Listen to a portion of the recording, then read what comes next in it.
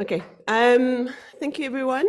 I just want to welcome you briefly. Thank you for coming through. I see we've got a nice representation from government, from industry, from civil society, and I can't see the people online, but I'm assuming we've got a number of different online representatives joining us as well.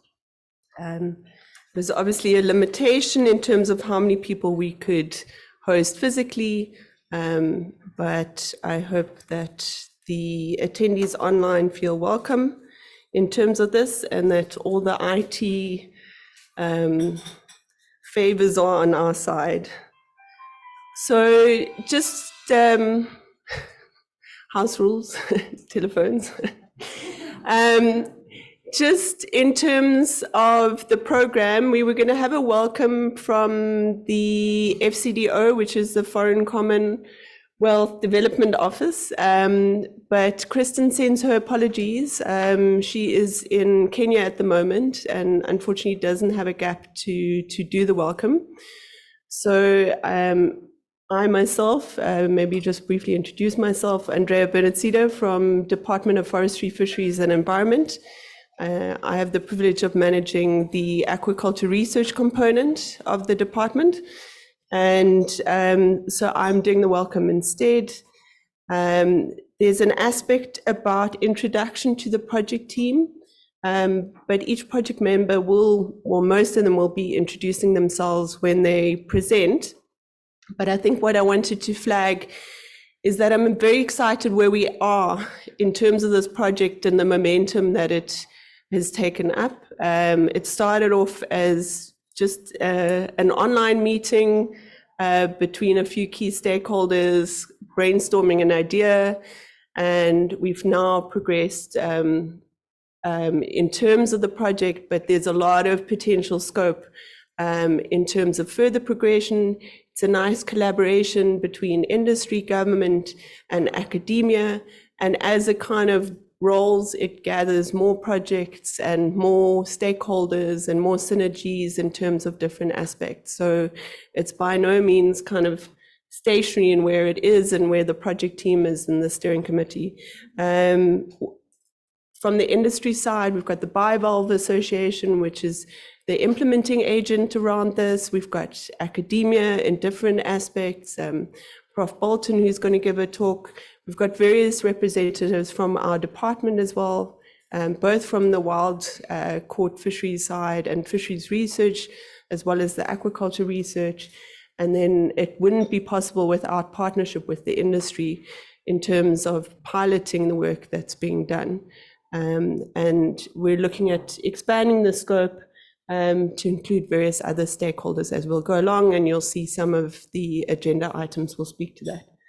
So I think I'm going to hand over to Lizette, who's the very efficient project manager and engine behind most of these things and keeps us on our toes. So Lizette.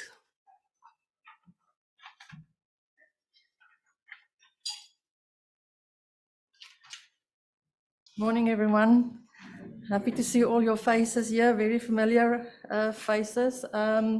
Just a few housekeeping announcements to make the interface between the online and the in-person attendance go nice and smooth. So I will start with the online guys. We've had damage to a subsea cable along the African west coast. So there is intermittent delays with internet. If your link drops online, guys, just exit and then come back on. Okay, so even if something does freeze or whatever, that's fine. You can just exit, come back on, and we will carry on from there. We've had requests for recording, and so we will just very kindly ask all the speakers to remain at the podium and don't get too informal, Tom, and walk around because we are busy recording the session so that we can afterwards, for anyone that has missed the session, can send that out via a link or something. We will still make a plan. But I think just for the speakers, please remain at the podium when you do your presentation. For the online guys, again, you will all be muted. So, you won't be able to interact with us. It's a bit complicated to get that going. But there's a chat box. So for your questions as you go along, there will be a question and answer session before lunch. And then again, right at the end.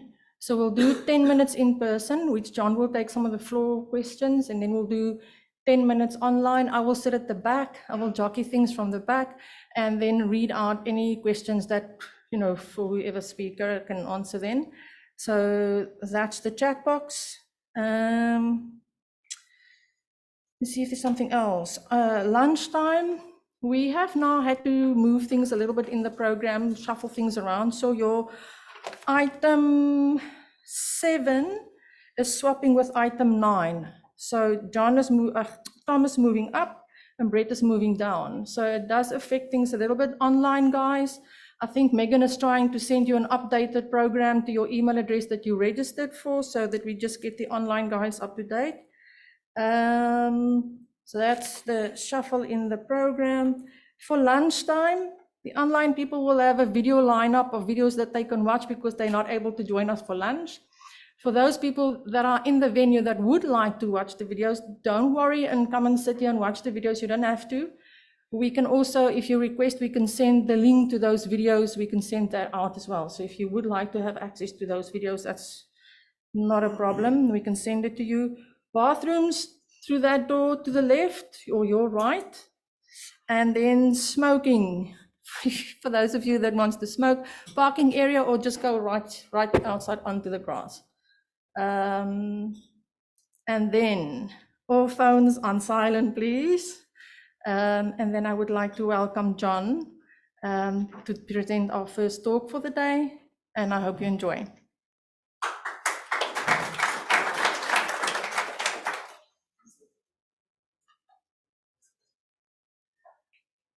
Thanks, Lizette and Andrea. I hope you can all see the first slide. I've got quite a difficult job, I just realized this morning, because a lot of the people in the audience know about quite a bit of what I'm talking about, so I apologize to them. But the whole point of my talk is to get everybody on the same page. So if I say something you know, don't worry. So I'm going to talk about kelp and kelp farming briefly, just as an introduction. Kelps are seaweeds, and there are about 850 species of seaweeds in South Africa. I thought in my retirement I'd be adding them up again, but I seem to be working in aquaculture. And there are 3 main types. There are what we normally call red algae, green algae, and brown algae. And these 3 all grow in Saldanha Bay. On your left is Gracilaria, red alga, red seaweed. Over in the middle, the sea lettuce, green alga, and kelp on the right, a brown alga. So there are the 3 main types. Most species of seaweeds are little red things that grow on other things.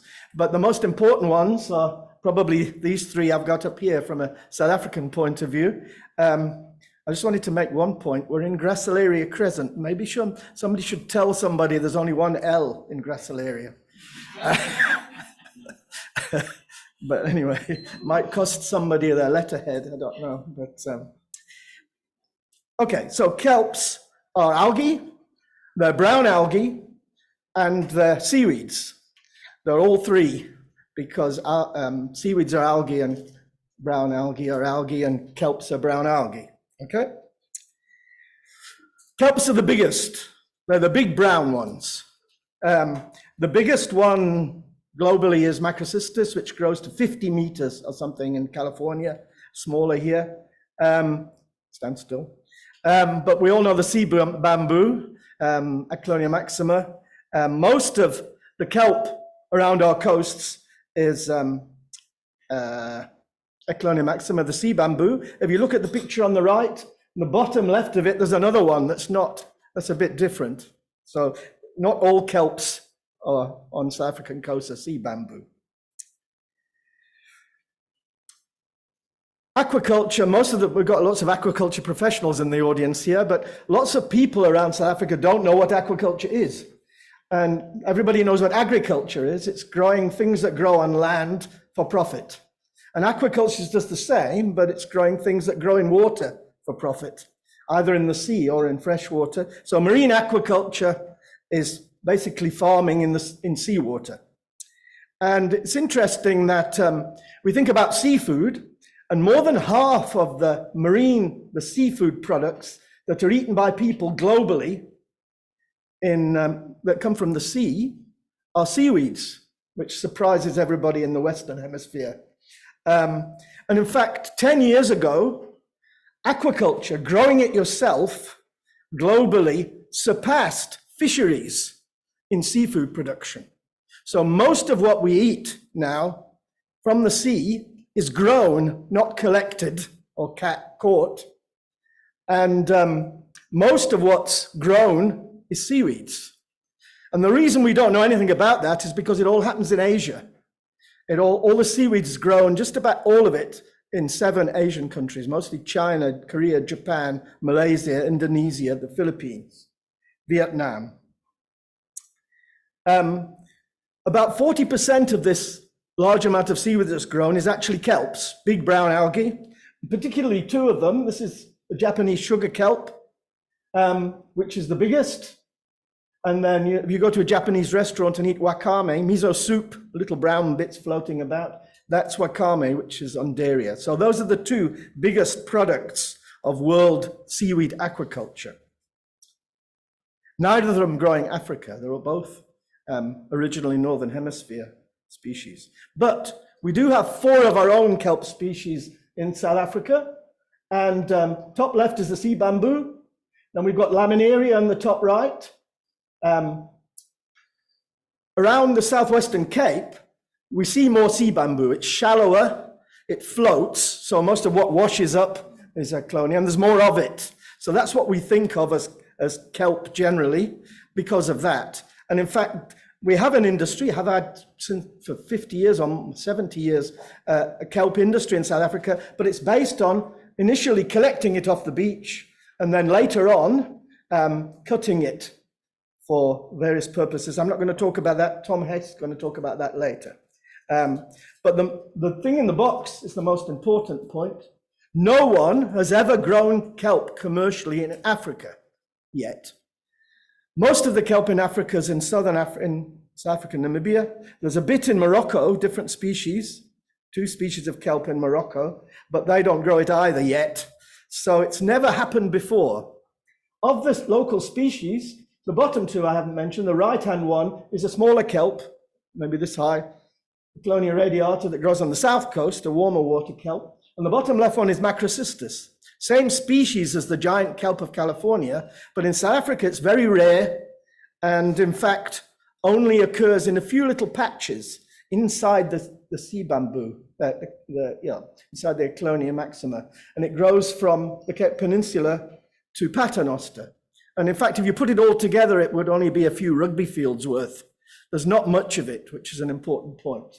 So we can grow it, but it's never been used because there's so little of it. So what we think of mainly of kelp is Clonia maxima, sea bamboo, and laminaria. So I want to talk about aquaculture of seaweeds first and take a slight drift off for a couple of slides. We have done seaweed aquaculture in South Africa before, but not kelp. Gracilaria has been grown in Saldanha Bay. In the 1990s, I put some data up here. I'm not allowed to point at it. Maybe I can use my pointer.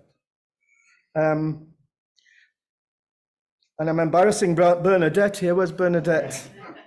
I found this old picture a couple of weeks ago on this website, Algibase.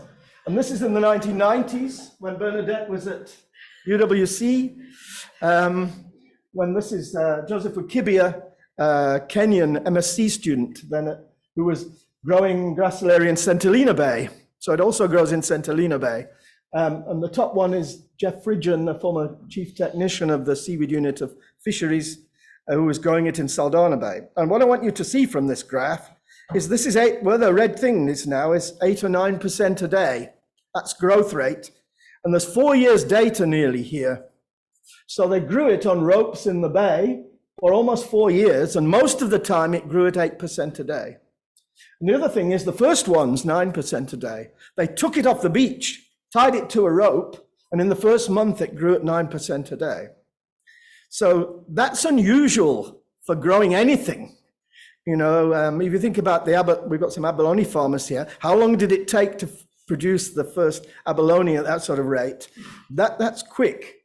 So then it worked. The question, of course, is why didn't it become an industry? I know V Pienaar's here who was involved in it some extent. A number of reasons. Obviously, economics, biofouling, stuff growing on the ropes is a problem. In St. Helena Bay, they had a lot of trouble with regulations. There were one of the problems with seaweeds is because it hasn't been done before. Andrea's going to probably say something about this, I don't know. But when there are no regulations to start with, then things are quite tricky. So in the 90s, there were all sorts of discussions about growing gracilaria, but it never happened. But it can work. The growth, whether the industry can work. I'm not a farmer, I'm a biologist. So it's not for the botanist to eradicate the weeds. It's enough for him to tell you, or her, to tell you how fast they grow. So I'm a biologist. So don't ask me about money. So we don't have any gracilaria cultivation currently in South Africa. What we do have is a sea lettuce over-cultivation. Michelle's here from Buffeljas, so this is their farm. World leading farm for growing abalone together with seaweed. And these are the large paddle raceways with the ulva. They put the water from the abalone through the ulva paddle raceways, which takes a lot of the ammonia out, which can become toxic for the abalone, and then they put a lot of it back, which saves pumping costs. They feed the ulva back to the abalone, so it's a wonderful integrated system.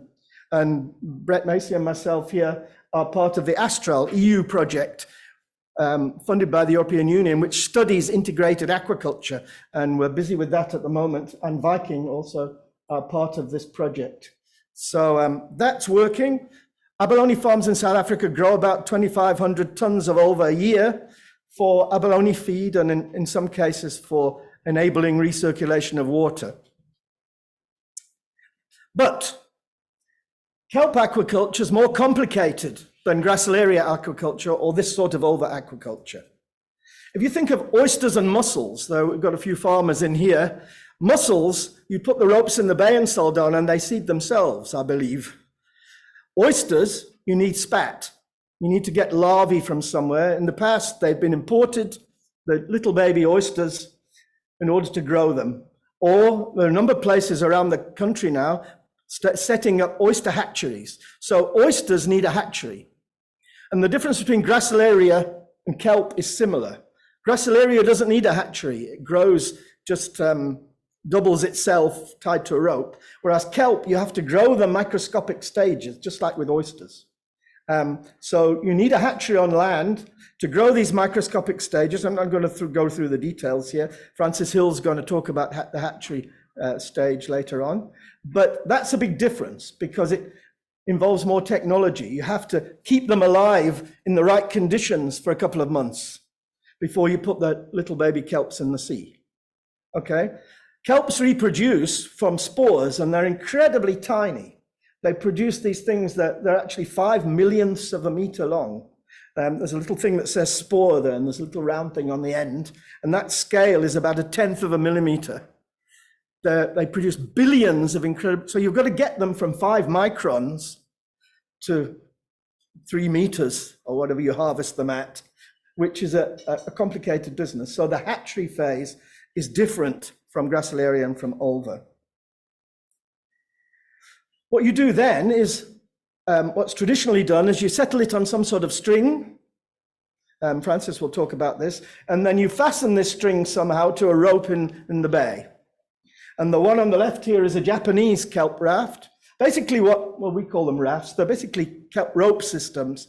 What they generally consist of is anchors, ropes, and floats. And you use whatever's cheapest for a float. And the anchors depends on your conditions, and it can be difficult. They had all sorts of trouble in Namibia with gracilaria, with them ripping out and landing up on the beach. So anchoring can be important. And the rope system can be a bit different. You can have long lines or droppers or various things. But it's basically ropes, anchors, and floats. And the one on the right is in Scotland. I thought, since we're funded by the British Aid, I would put a Scottish picture up. That's a pilot, part of our Astral project. People growing kelp in a a bay in Scotland in the United Kingdom. Nearly all of the aquaculture in the sea in South Africa at the moment is in Saldanha Bay. Why is that? The reason is that we have so little sheltered water space in South Africa. I like this picture. This is Norway, and this is South Africa on the same scale in Namibia, Southern Africa. Look at the straight coastline. You can just about see Saldanha Bay here, which would fit in any of these fjords in Norway. Norway is about a quarter the size of South Africa and has more than 3 times the coastline. That's why they grow 1 million tons of salmon a year. They've got somewhere to put it. So one of our big problems is, apart from Saldanha Bay, where do we put it? So obviously, if you're going to start, you start in Saldanha Bay. That's my point here, I think. You can grow kelp offshore, and that's what they're thinking of doing in Europe at the moment and in various places around the world. Namibia, I'm not going to say much about that, but they're trying it. But it's obviously an engineering thing. Imagine a kilometer offshore putting out a kelp system. And there are people trying it in the Faroe Islands and in various places, but it's a huge engineering. So that's not where we're likely to start here. Okay, so that's my talk. I'm just about on time. Just some take-home messages. Kelp's never been commercially cultivated in Africa before. We have 3 species possible, sea bamboo, laminaria, macrocystis, and we're trying all 3, as you see. Eclonia is the basis of the industry. Macrocystis has been grown elsewhere, and people in other parts of the world grow different species of laminaria or are trying. So they're all possibilities. There's a big thing at the moment with seaweeds globally. I'm on the scientific council of the Global Seaweed Coalition, and the head of that has written a book called The Seaweed Revolution, Vincent Dumézel. It's quite funny. Since I retired, there's been a seaweed revolution. I'm not sure why, but they're really talking about, if you draw a line west of India, the Western Hemisphere. The Eastern Hemisphere has had their revolution partly already, that started 50 years ago. The seaweed industry in Asia has been growing at 6 or 8% a year for 50 years. Whereas the West hasn't started yet, hardly. So, if I've got time, another good fact. In 2016, I don't know if it's not true anymore, I don't think, the ova grown on South African abalone farms was more by weight than the entire seaweed aquaculture production of Europe. So Europe wasn't very good to start with, so they're picking up now. But it's going to be a long haul, I think. So everybody's starting, and that's where we are. That's how I see it. Our 2 main kelps have never been commercially cultivated anywhere before. My students and myself have done a few experiments in the lab, and a couple in the sea. Dr. Mark Rothman from DFFE in his PhD did some experiments, but nobody's grown more than a few plants. Macrocystis has been cultivated in Chile, but nobody's ever thought of macrocystis in South Africa before because it's so rare. So obviously we're thinking of that now. But a very important point, growing a new aquaculture species takes a long time and a lot of work. If those of you in the abalone industry here, you know, it started in the 80s growing abalone, but it wasn't until way into the 90s that really the industry took off. So it can take a long time. You have to start somewhere, and here we are. Thanks very much.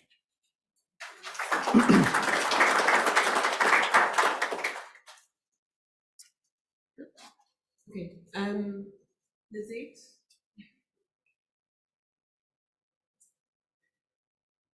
Thanks, Andrea. I just want to quickly close this.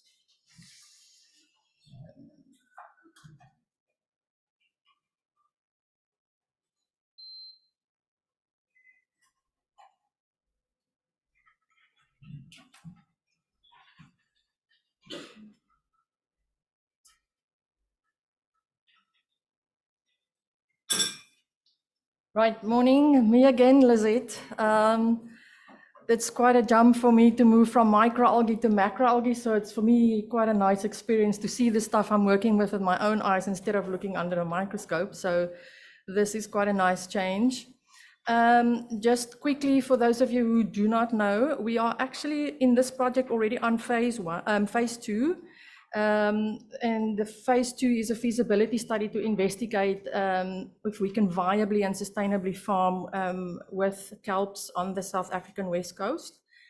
BASASA, or the Bivalve Farmers Association of South Africa, is the implementation organization, and we are supported by Department of Forestry, Fisheries and Environment, and we are funded by the UK Aid via the Foreign Commonwealth and Development Office. I'll give you a quick, the aim of my presentation is just to give an overview, and I will basically also, as I go along, introduce all the speakers to you and what their role in the project is and what role they are playing. But for those that are not from South Africa, just to orientate you in terms of what's where, the feasibility study has started in August 2022, and it will carry on until March 2025. So we actually have exactly a year left. The project sites are quite a distance apart from each other. We've got in the yellow star right at the top, we've got Paternoster. So we've got 2 hatchery sites. The other hatchery site is at in Sea Point. It's the DFFE Sea Point Research Aquarium. And then we've also got 1 grow out site at Blue Ocean Mussels. So those are the sites. So what species are we involved in? We have successfully cultured the 3 species, Eclonia, Laminaria and Macrocystis. But that does not mean that you can do this for a business just yet. We still have a lot to prove. So we will in the next year still gather a lot of data to better understand the farming techniques that are required to farm this profitably. Like if you don't make money out of it, then why do it, right? So John has already spoken about the 3 species, but just to point out a little bit of the difference. Eclonia's got quite a smooth surface and the primary blade with a lot of secondary blades coming off of it from the side, where Laminaria is sort of looking like a hand. It's got the blades coming off looking like a whole lot of fingers, also quite smooth. But then Macrocystis is sort of corrugated surface, and you can see there's a big difference especially in the stipe. It's got a thin stipe, where the other 2 species got quite a thick stipe. And Macrocystis has got the characteristic little bladders, which that's why we would call it bladder kelp or giant kelp, but in South Africa that's not so giant. Right, so we've got goals and deliverables that we have signed up for, and those are to investigate the hatchery technologies and the grow out technologies, to monitor the environmental parameters and assess the environmental benefits and risks, to support DFFE's environmental management program. Then we also have to conduct food safety and nutritional analysis to inform future food safety standards and certification processes.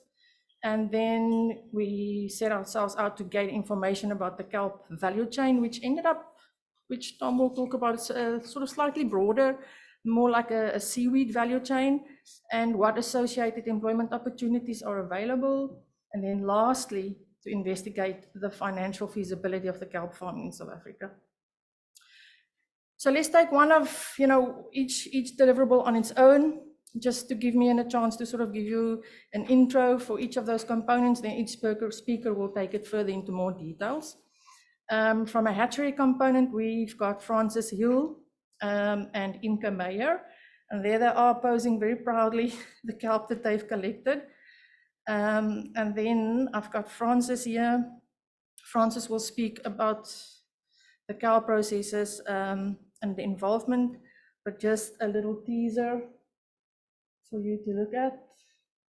They're attending to a sporophyte spools. I'm taking out the microscope slide.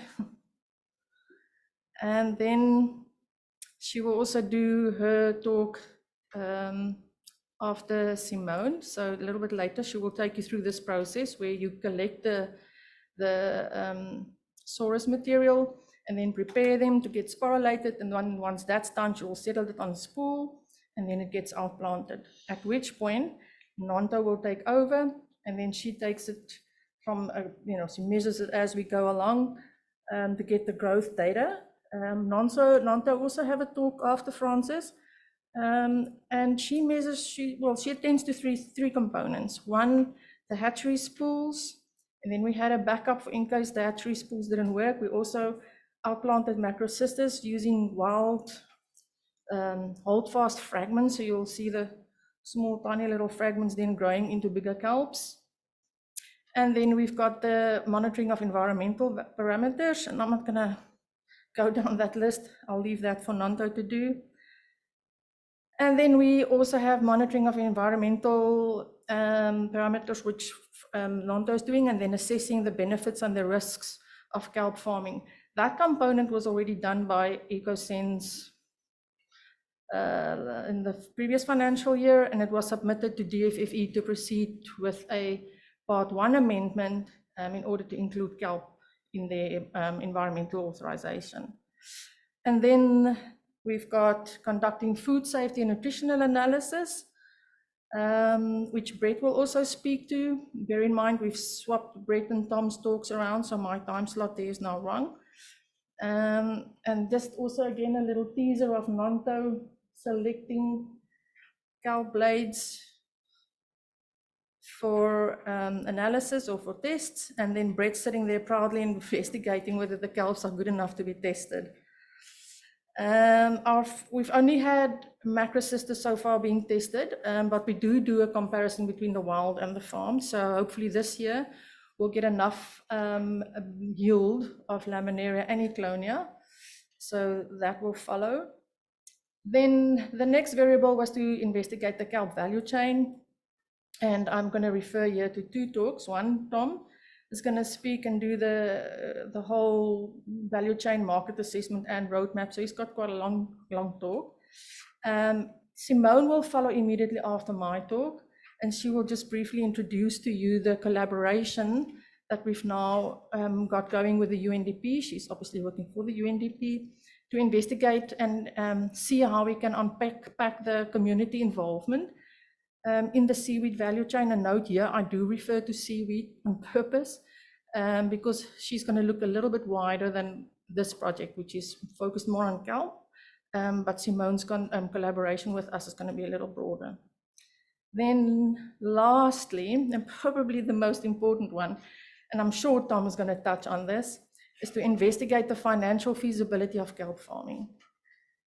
We have not yet done that because we still need more data in order to feed into a study like that. But regardless, Andrea is going to do a presentation for us towards the end of the day to just give some information about, or valuable information actually, in terms of how to start a seaweed or sea-based aquaculture farm, not seaweed, seaweed-based aquaculture farm. And then quickly, just some acknowledgements, which I feel is well worth pointing out. This is the Ambaza team, Ambaza Mussels team, Fossius at the head of those guys. We've got Jacobi and Luntu and Alvis and Bernie and myself and Francis and Nanto. This is the threesome, awesome threesome that goes to sea on a regular basis. And then we've got John here also. Thank you, John, for your advice, anything and everything seaweed. And then also we're grateful for the FCDO for our funding support, and all the DFFE staff members that didn't necessarily feature on the photos, and also for DFFE for making available their Sea Point research facility. And then Basasa, in particular BOM, and I see the set, so is here. So hello. And POC also for making their sites available to us. And just some credit to Megan for putting the event together with us. And yeah, and thank you for your interest in our project. Thank you.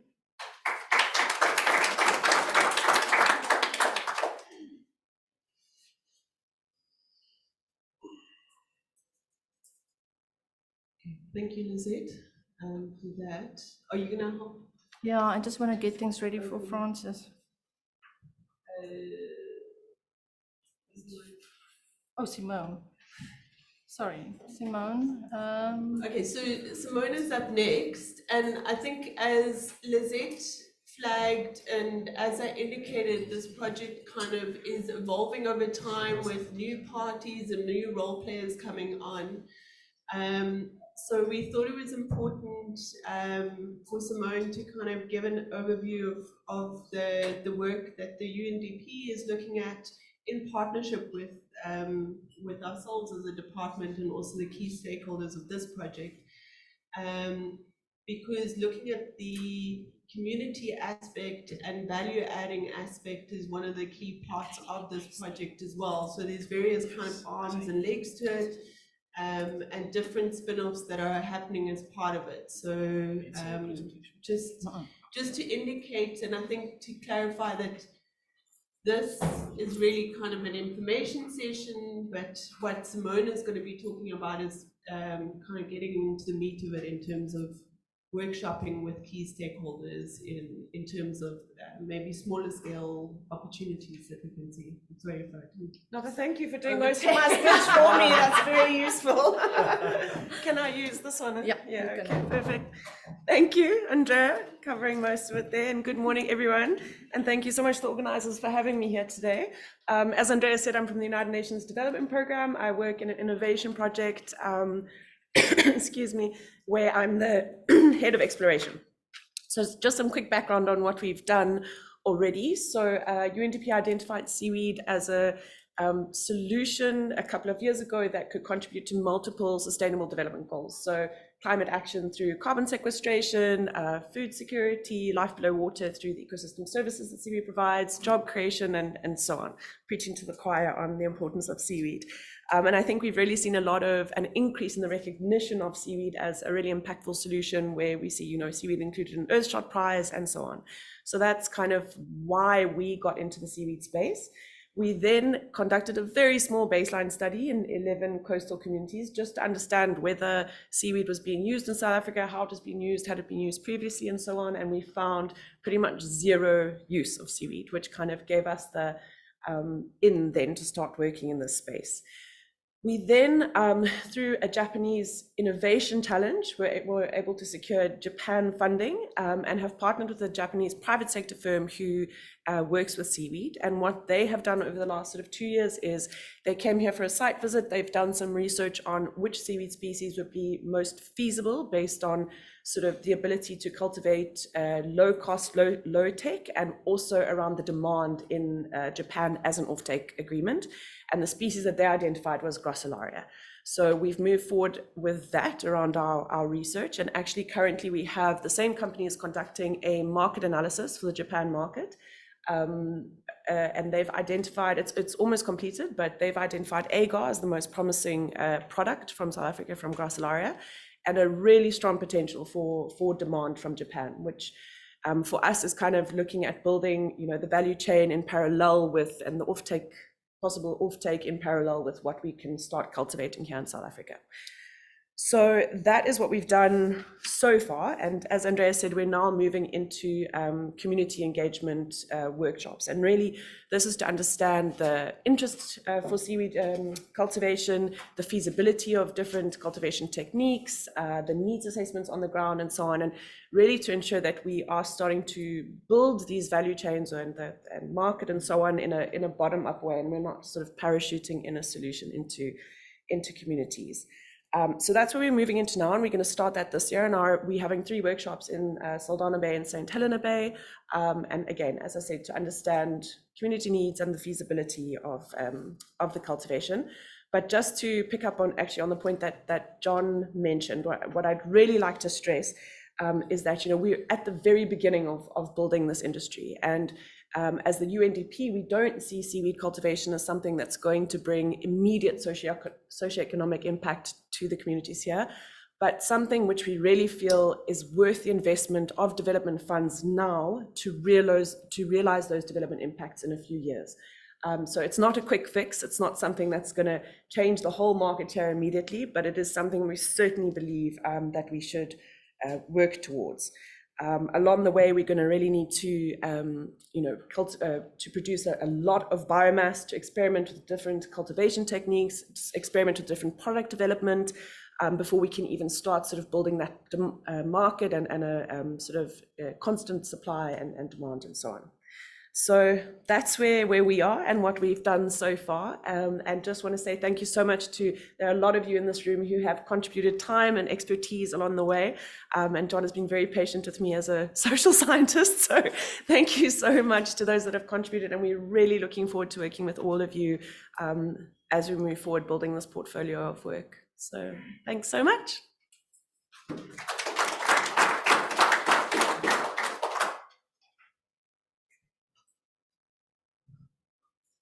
Okay, just to flag, so in the program, there's going to be a question and answer session.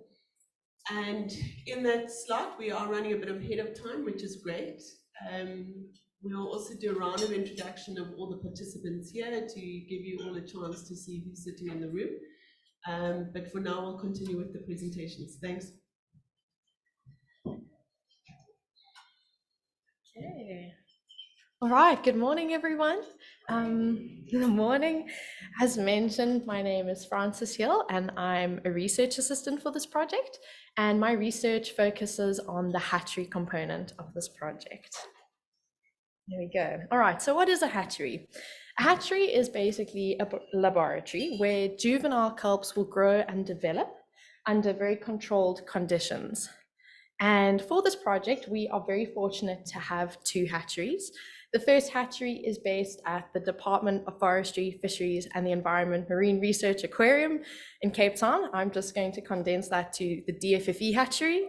And our second hatchery is based at the Paternoster Oyster Company in Paternoster. And I'm just going to refer to that as the POC hatchery. So there are many ways to set up a hatchery, and this is obviously all dependent on the resources that you have available to you. So our 2 hatcheries are very different. The DFFE hatchery has got kelps that are grown in jars. You can see the jars in the bottom left of the image, the top image. And these are in temperature controlled laboratories, whereas our Paternoster POC hatchery, the kelps are grown in jars, as well as in temperature controlled tanks in the right-hand side of the image, as well as in incubators, which is on the left side of the bottom image. Okay, so we're very fortunate to have these 2 hatcheries. The DFFE hatchery has been with us from the beginning of this project, and the POC hatchery was renovated specifically for this project last year. Okay, so now that you're orientated with where I work, what is it that I actually do? So what are the components of the hatchery? The hatchery components is kelp collection, processing, sporulation, inoculation, incubation, and maintenance. And I'm just going to speak into these in a bit more detail now. Okay, so the first thing is kelp collection. Collection happens at Kommetjie in Cape Town and in Jacobsbaai. And these are the collection points because there are only a few places along the west coast of South Africa, as John mentioned, where the Euclonium and the laminaria and the macrocystis can be found growing in the same area. So that's why we collect it there from a convenience perspective. And I collect sorus material. So sorus material is the reproductive sections of the kelp, which houses the spores, and I'm looking after and trying to get to these spores. So if you take a look at the images, you can see those darker areas of the blades. That would be the sorus material, and that's what I'm collecting. Okay, once I've collected the sorus material, I then process the blades, and this is where I take these blades back to the hatchery and I clean it and I cut it to shape. And the purpose of doing this is so that I can try and minimize potential contamination coming into the hatchery, which is a problem. Okay, once I've processed the blades, I then sporulate, and this is when I release the spores. The kelp is induced to release the spores. Something to note is that this induction only really requires a change in light and temperature. So it's nice to know that the hatchery is not using chemicals and very complicated processes, and it's pretty accessible for people. It's quite a green thing that we're doing, which is good.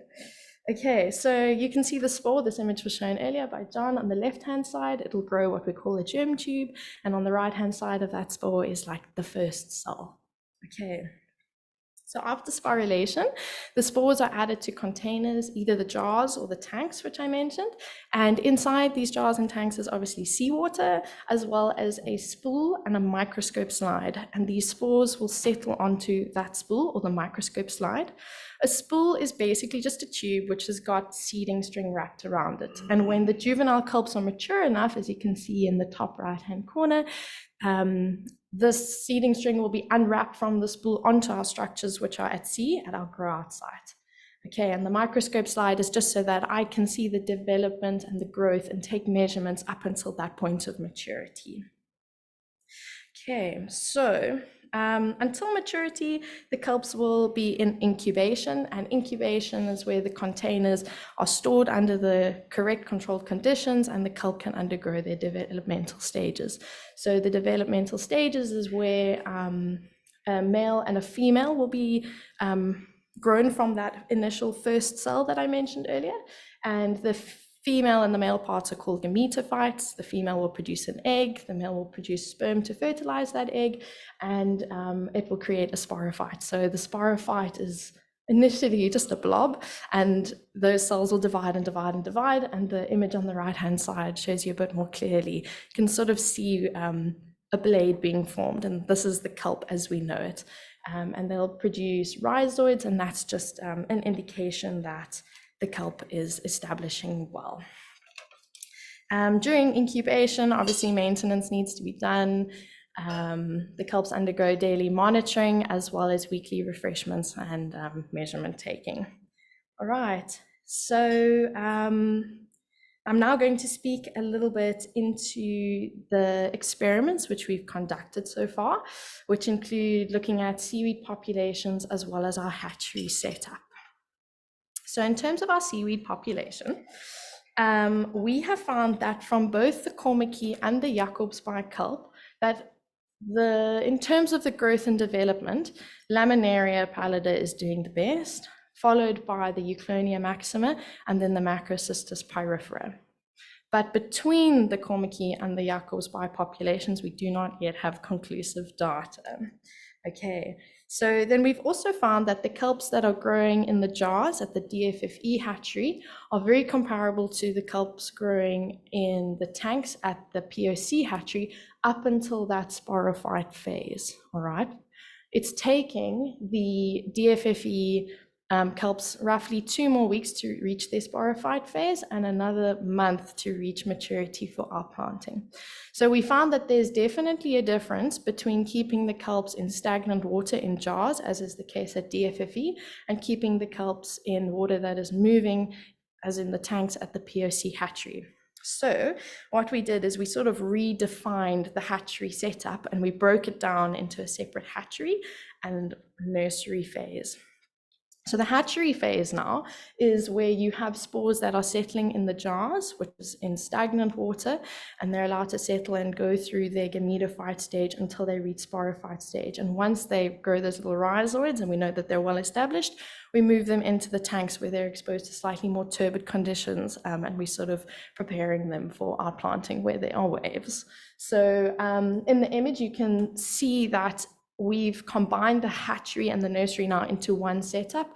Obviously, if you have more resources available, you can split this. But on the left-hand side would be the hatchery spools in the jars, and on the right-hand side of that, no, the right-hand side, sorry, would be the hatchery, and on the left-hand side would be the nursery.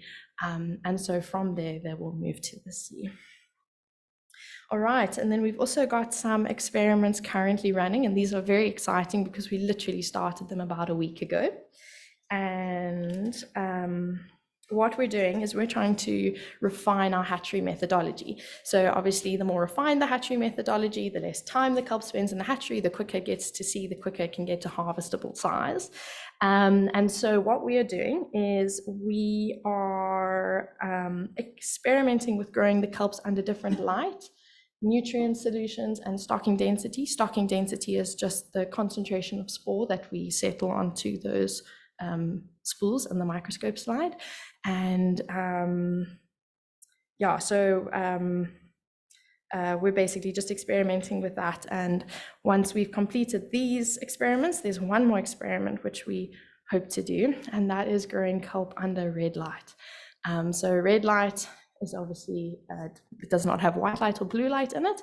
The kelp that we're growing has the full spectrum, so red, blue, and the white light.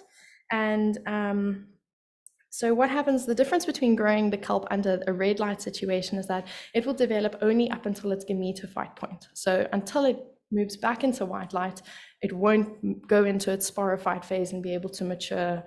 And so the benefit of doing this is obviously you can then store kelp until you want it, and you don't have to undergo the collection, processing, sporulation every single time that you want to start a new batch. So yeah, we are going to do that later this year, and hopefully maybe at the next workshop or in the future, I'll be able to tell you a little bit more about that. Thank you.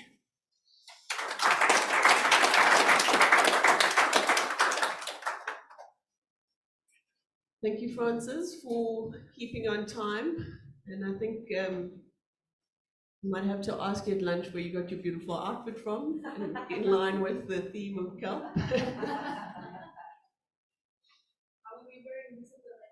Thank you.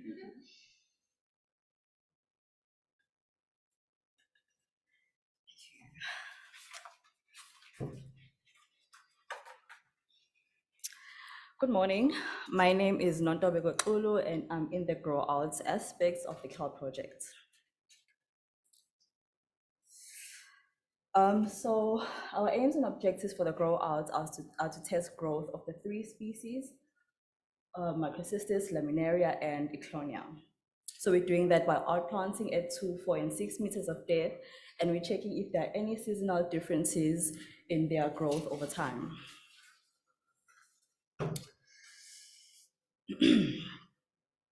So far, we have growth data from kelps that have been grown from spores and those that have been harvested, that have been collected from the wild in Jacobsbaai. Although the main focus was on the kelps that were grown from spores, there were periods where we're not getting any seeded strings from the hatchery, and so we had to improvise so that we have some growth data of kelps. So we specifically selected Macrocystis from the wild to. So we specifically selected Macrocystis from the wild to plant because this species can naturally vegetatively.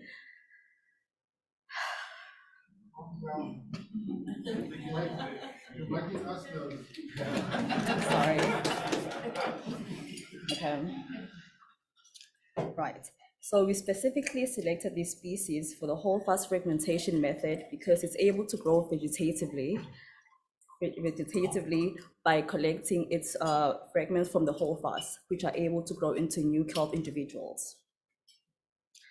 Although this is possible to grow them like that, thank you, Andrea.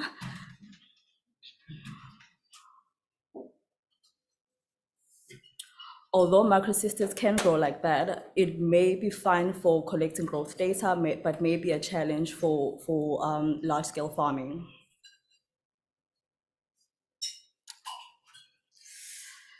So our grow out site is located at Blue Ocean Mussels in Small Bay of Saldanha Bay. We have 3 localities in our site. MR and LL labeled, we're referring to mussel rafts and long lines. So each long line is attached to a mussel raft. So with that said, we have 3 localities. 2 are designated for growing kelps and 1 for monitoring water quality. So in terms of water quality, we're looking at the water temperature, we're looking at light intensity, the dissolved oxygen, pH, and nutrient levels. And these are all monitored at 2, 4, and 6 meters. Since it hasn't been established yet at which depth between 2, 4, and 6 meters are the crops able to sustainably grow, we have rope structures that span over 2, 4, and 6 meters. Each rope structure is attached on either a mussel raft or a long line. So last year's focus was on the mussel raft, where we were able to grow Macrocystis and Laminaria. We got some growth data there. We didn't have Eclonia, so then that has been parked for this year. And then this year's focus is on long lines. We'll still be suspending these rope structures on the long line to look at the growth data. We currently have macrocystis and Eclonia growing in the water.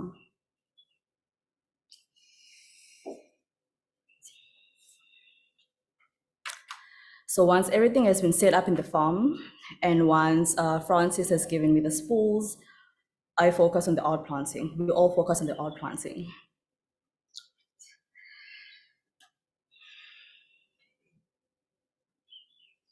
So during the outplanting, we twirl the seeded strings on the grow out ropes, and about a month after that, then I get to work. That's when I monitor the kelps, I look at their growth, I look at their performance, I look at anything that may need attention and that may need reporting. On top of that, I look at the water quality. So that's where I'm monitoring, like I mentioned, the water quality, the water temperature, the dissolved oxygen, any biofouling that has now fallen part of our water quality. And then after that, during this monitoring, I also attend to the farm. So that includes cleaning the lines, cleaning the buoys, uncrossing any lines, and anything that may need attention again. So once our kelps are long enough or we have enough biomass, then we focus on the harvesting. So that's when, Brett Macey will touch on that. We harvest these kelps for food safety and nutritional analysis. So just to go back to the water quality. So our research focuses on temperature, which tends to increase as the seasons get warmer. And we're also focusing on the light intensity, which tend to decrease as you go further down in the water. We also focus on the dissolved oxygen, which can be related to algal blooms, and those can be problematic for the ecosystem. And then we also look at the nutrients, which are important for basically the survival and growth of kelps and other marine organisms. We've added biofouling in the mix because we've noticed last year how it affected the kelp structure, the kelp structural integrity in terms of just their structure and possibly the tastes. Right, so if you can look at figure 4, we can see how water temperature and nitrate concentrations responded to changes in time. So from winter to spring, water temperature increased while the nitrate concentrations decreased. And this decrease in nitrate was also observed on the other nutrients such as nitrites, ammonium, phosphates, and silicates.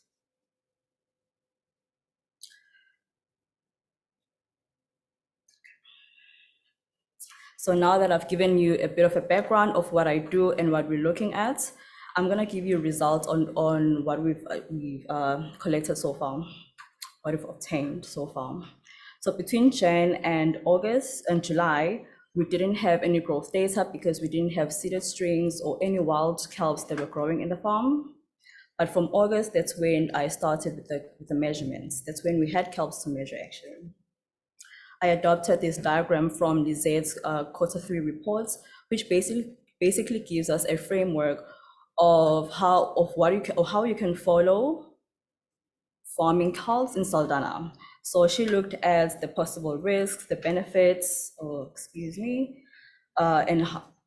how the kelps basically respond to time.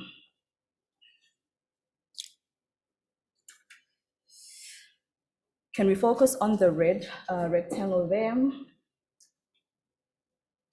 So here I'm showing how the densities of kelps changed over time. From August to September, we can see that there was an increase in density, and up to October, there was an increase in densities and then an immediate decrease in November. So this can be attributed to various factors such as maybe kelps lacking cooler water, which were around 15 degrees during this time, especially between September and October. And then from November onwards, the average water temperature was about 17 degrees.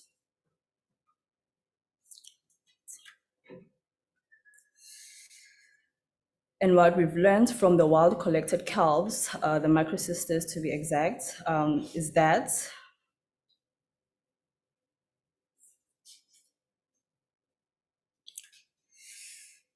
sorry, let me start again. So when it comes to the wild microcysters, 2 cohorts provided us with growth data. The cohorts that was outplanted on mussel rafts and the one that was outplanted on long lines. And just based on observations and measurements alone, we saw that the kelps were growing a lot better at 2 meters between between September and October. And then from late October up to December, they were growing a lot better at 6 meters. And by the end of last year, we also noticed that there was a disparity in the loss disparity in kelps planted at on mussel rods and on long lines, where mussel rods have had the highest loss rates. But despite the fact that the long lines still had more kelps attached on them, they didn't really look really great, especially for food safety and nutritional analysis. So figure 9 basically gives you an example of how those kelps looked like.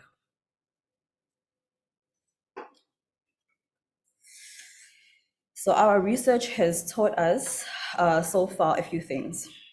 Water quality across the 3 debts change, where temperature increases from winter to summer, and nutrients decreased from winter to spring. The 2 species grown from spores were able to grow at all 3 debts in Saldanha Bay, but at different densities.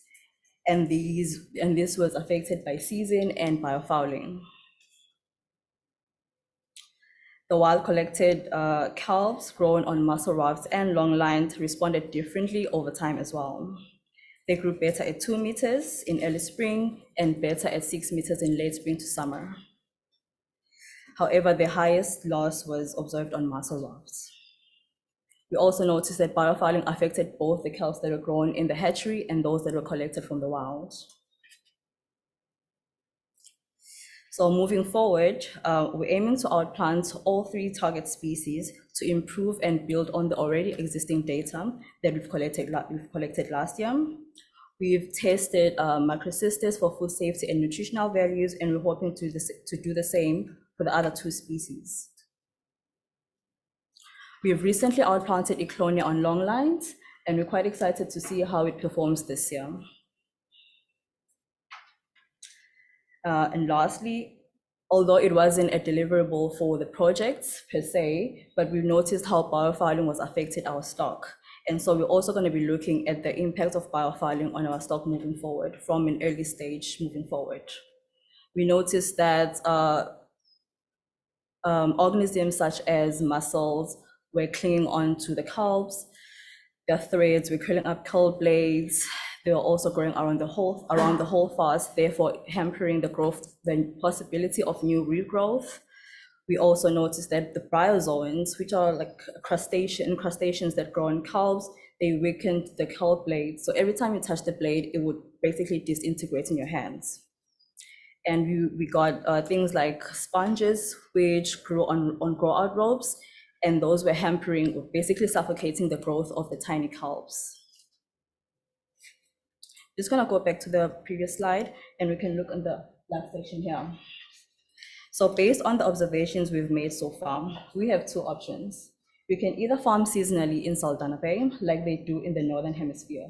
So what they do is they seed their lines in winter, and they grow them throughout spring, and then in summer, that's when they harvest.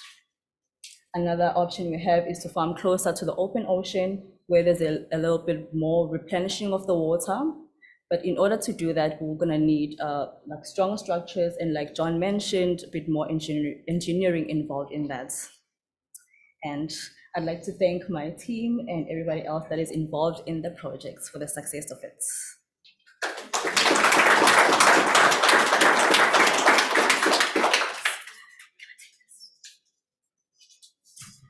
Thank you, Nonto.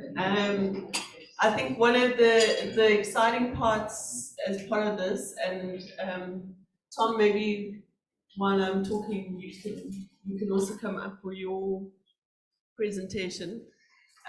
Is that we've got young people involved. Aquaculture is really technical in terms of specialized skills and expertise, and it's fantastic that we've got both Nanto and Francis kind of pioneering in terms of the research, learning from some of the wiser, more grey-haired gentlemen in our audience, but transferring that knowledge and really adding to the skills and expertise that we have in South Africa around aquaculture and such a kind of specialized field. So it adds to the dynamics.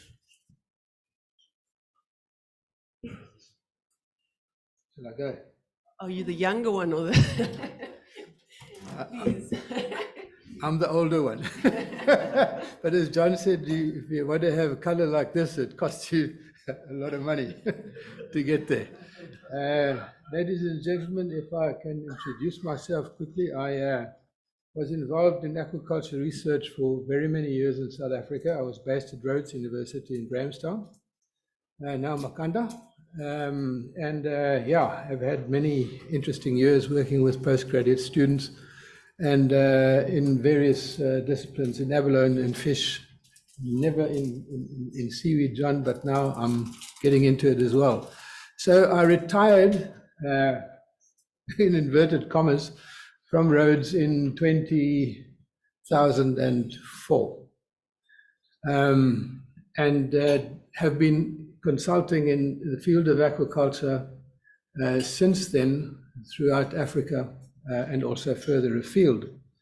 And the one thing that I learned, and I thought I was pretty good at when I was at Rhodes, and the first thing I had to do for the company that I joined was to develop a business plan. And I thought I was really hotshot at this, teaching it at honors level, etc., etc. And when my colleague looked at it, he said to me, "Sure, this is worse than business planning 101." So since then, the emphasis of my work has changed. Rather than developing certain technologies, I've been more involved on the business side of aquaculture than on the experimental side. So it has been quite an interesting journey. We were asked to do this particular project on value chain, to analyze it and to come up with an assessment of the market, and then on the basis of that to look at a possible roadmap for the development of kelp farming in South Africa. So it was an interesting journey in itself. All of this, that I've listed here under background, has already been mentioned, so we can skip it. We can also skip that. The value of kelp in South Africa, well, John mentioned something about it, but what is of particular interest to me that the SA kelp forest ecosystems were valued at around about 5.8 billion rand a year, of which around about 3.9 contributes to the GDP, as discovered by Laura Blamey and John. That is a very interesting number. Having said that, quite frankly, with the values that we discovered in doing this value chain work, I'm sure that John and Laura will be re-evaluating the value to ecosystems value. Global kelp production, John focused on that for a short while. It is being produced primarily for the extraction of alginates and obviously also as food. Most of the kelp is produced in China and then also in various other Asian countries. I'll come on to that a little bit later. But the production of brown seaweeds has really been growing at a rapid rate of around about 3% per annum between 2000 and 2021, rising from 9.25 million metric tons to 18.35 million metric tons. Now that is one hell of a lot of seaweed. And a lot of that is used for alginates, which if we look at it in terms of South Africa, before we can even consider something like the extraction of alginates in South Africa, we've got to produce a lot of kelp, otherwise people are going to burn their fingers. The harvesting of kelp in South Africa has remained fairly steady, recognizing that it is managed on the basis of a maximum sustainable yield. Most of the beach cast kelp that is harvested, well, that started in around about the 1990s as dried, chipped, and then exported to China for alginates.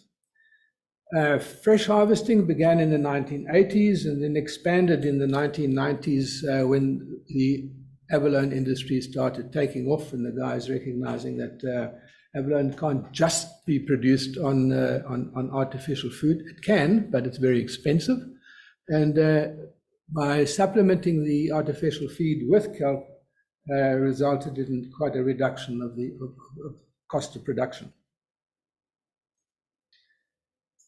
The aims of this particular study were firstly to obtain a pretty good understanding of the market for kelp, map the kelp value chain in South Africa, consider growth opportunities, contribute to future direction of the kelp farming industry, and obviously the objectives of the study, they emanated from the aims, particularly looking at the value chain actors. Who are they? Identify and understand the gaps and inefficiencies of the value chain, the socioeconomic impact of the value chain, and the opportunities that exist, and then ultimately to come up with a roadmap, not to guide the development of the industry, that would be a bit far-fetched, but basically I'll put it this way, to provide a contribution as to how the value chain could possibly be expanded and strengthened in South Africa. So we did this through way of stakeholder engagement and a literature review, which allowed us to map the value chain. From there, we were able to identify market opportunities, and thirdly, we developed a potential roadmap as to how we should look at the development of the industry in South Africa. Stakeholder engagement. Well, we first of all, there was quite a big stakeholder engagement when the CSR did phase 1, correct. And we re-looked at that stakeholder list and identified who are the current stakeholders, where can we get maximum information, who had died and who'd moved out, et cetera, et cetera. So we revamped the stakeholder list to really get ourselves into a situation where we could get maximum information. Then we developed a questionnaire, which we did in collaboration with the kelp farming project implementation team, and we distributed that questionnaire. There were 3 sections to it. First was the value chain data that we wanted. Then we wanted employment data, and thirdly, we wanted general industry information. So we also then had the industry information section was basically an open-ended question, just to sort of gain additional qualitative information and insights on the challenges that face the industry in South Africa. The questionnaires, we received 50, I think it was over 50, it was over 50 questionnaires that we received back. And what was nice is that we received those questionnaires back from various segments of the value chain, including all these organizations and actors that are listed in this particular slide. So based on that, we thought to ourselves, okay, we've got a pretty good handle in terms of what goes on, and we were in a situation to now begin to analyze the information.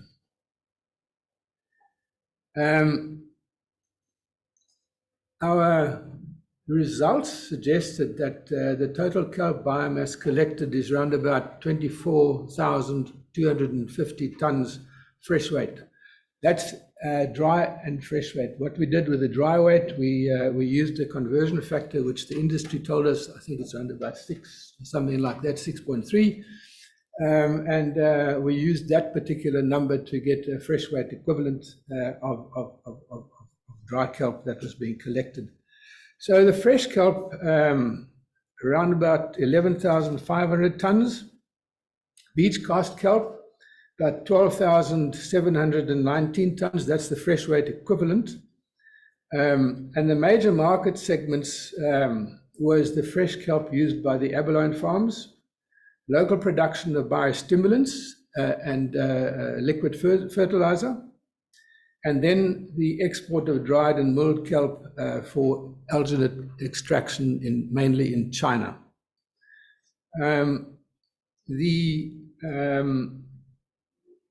It is so that if one looks at the local demand, that there is a huge demand for kelp farming in South Africa by itself, without looking at what China will suck up. They'll suck up anything. But there's also some warning signals that came out. First of all, the biostimulant and the fertilizer industry, it's just about maxed out with the available kelp that there is. So in order to grow that particular industry, the kelp fertilizer and biostimulant industry requires more kelp. Only way to get more kelp is obviously to farm it. Similarly, as far as abalone is concerned, the abalone farmers, having received the information back from them, they would also like to have more kelp, but there's not enough, so you got to farm it. Export of dried and milled kelp for alginate extraction, as I said, there's good opportunity there as well, but as far as alginate production in South Africa is concerned, at this stage of the game, rather dry it, mill it, and export it to China. The total pre-value addition market of kelp was estimated at around about 56.5 million South African rands, which is quite substantially higher than the DEF estimate of 40 million rand during 2018. If we have a look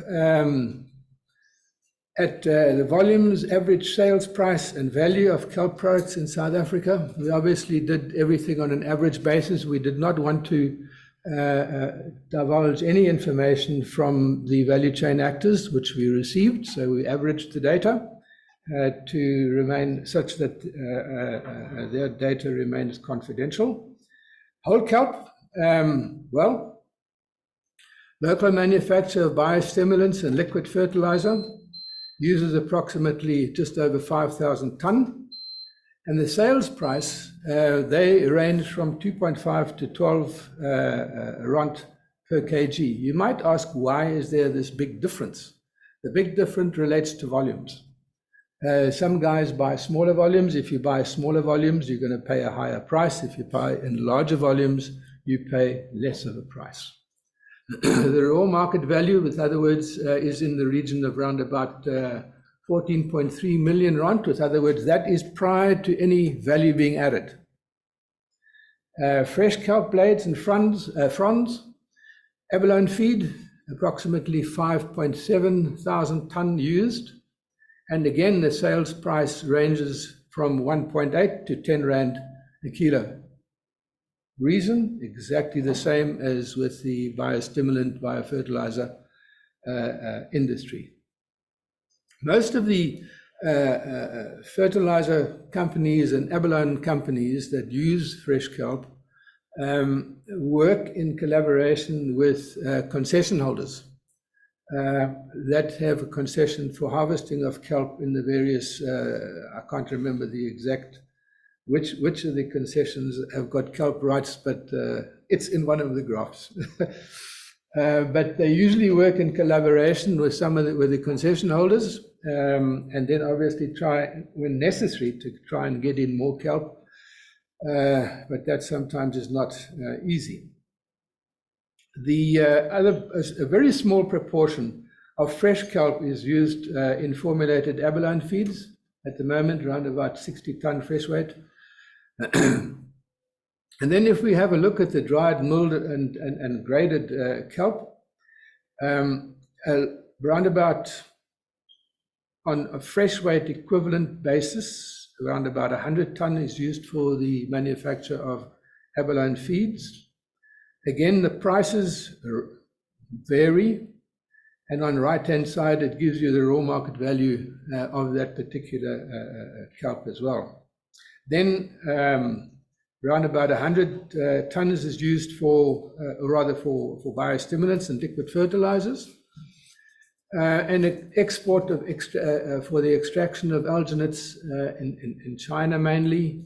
A lot goes there, and that's approximately 2019 tons dry weight, which is equivalent to around about 12,000 ton of just close on 13,000 ton of fresh weight equivalent.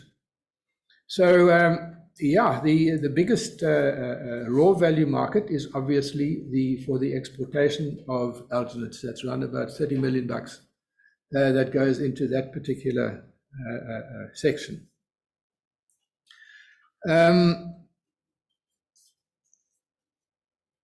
If we have a look at the linkages, I don't know, yes, we can see what is happening here. How do I use this? Can I use that pointer? What pointer do I use? How do I use the pointer? The Z come help.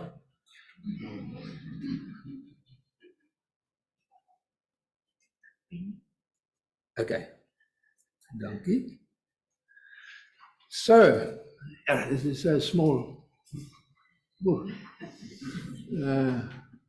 Okay, so first of all, if we say, for example, have a look at the inshore harvest of beach cast kelp, we list the concessionaires, and you will see that around about 52% goes to the dried kelp side, and around about 48 is fresh.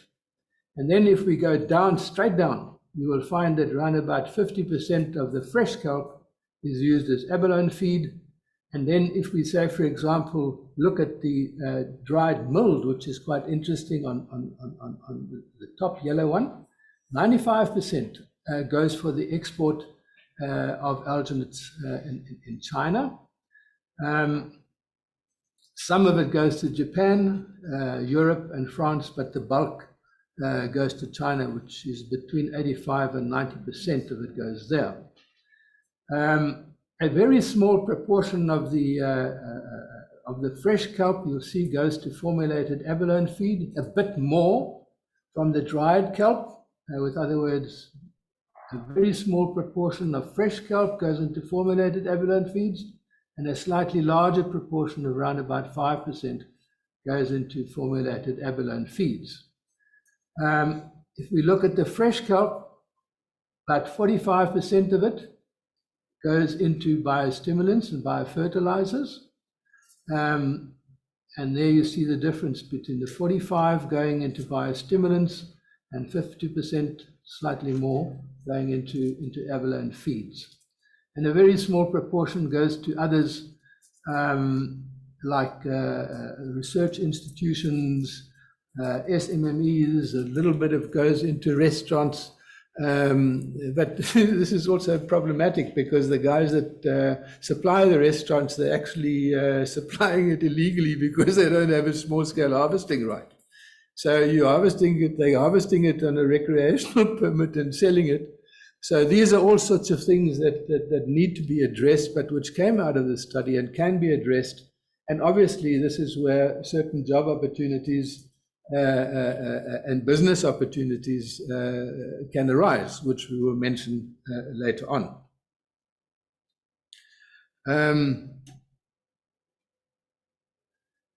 Yeah, if we have a look at the mass flow value chain, it's basically the same, except that here we show what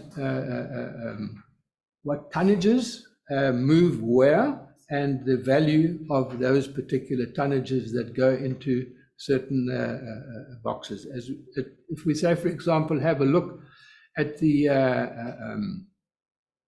big green circle at the top, this one over here, you see that around about 25.5 to 27 million rand is money received for the export of dried kelp. And if we say, for example, have a look at the fresh kelp, indeed, then we have a look at the fresh product market value, but the export market value is around about 233 million.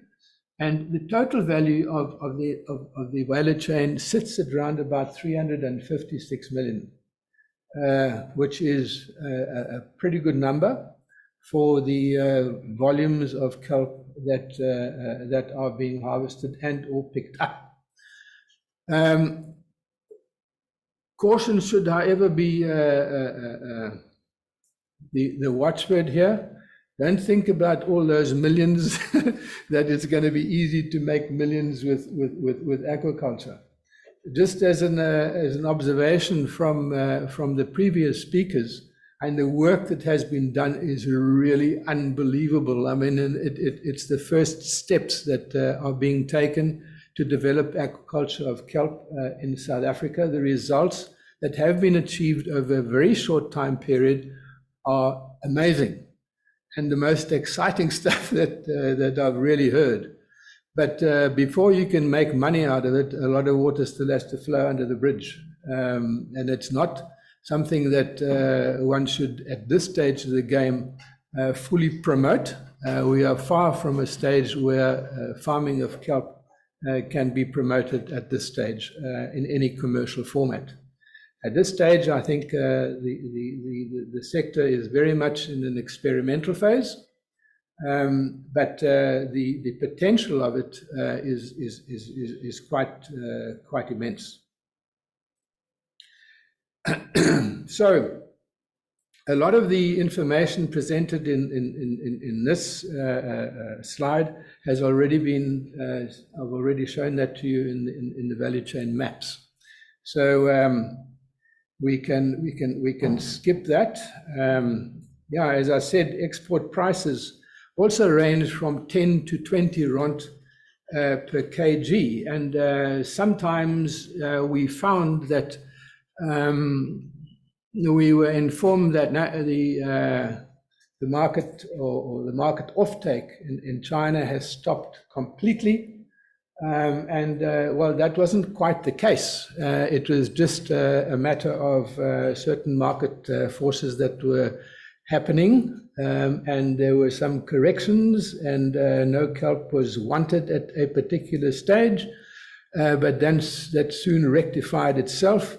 So there is basically what that shows us and what it tells us, that there's a huge volatility in the kelp market, in the alginate kelp market in the Far East. It's not something that you can produce and continually get your price, no matter what kind of offtake agreement you have negotiated. It is so that the major alginate producers have got the primary producers by, you know what I'm talking about. So it's not an easy market and it's not a consistent market. There's volatility in that market, which obviously has to be taken into account if you want to go into the business of kelp. The local manufacture of plant biostimulants and liquid fertilizers is really something which has taken a long time to get where it is. and a lot of R&D has gone into that particular sector. Brett and Pringle and myself were really, when all the information came in, and we then started having telephone and face-to-face meetings with certain stakeholders, were absolutely astounded at the amount of research that has gone into the development of these products. These products are extremely in demand. Prices are good. And most of it is in fact exported. Obviously, because the prices overseas are better than here, but certainly the biostimulants and the liquid fertilizers that go onto the market in South Africa, not enough to satisfy the demand for the product. So again, an excellent series of innovations that took place in SA to develop these products, which are now, we've got it somewhere in the report, I can't remember exactly, but it is being exported to something like 20 or even more countries globally. So yeah, it's an amazing innovation that took place here. Abalone feed, yeah, as we said earlier on, around about 50% of the fresh harvested kelp fronds go into abalone feeds. And again, as I said earlier on, it's normally on an exclusive agreement with concessionaires to ensure a consistent supply. Yeah, as I said earlier on, the prices are highly variable. Depending on the volumes. And yeah, the total market value of kelp as abalone feed is around about 10 million. There are other market segments that are smaller, and these provide opportunity.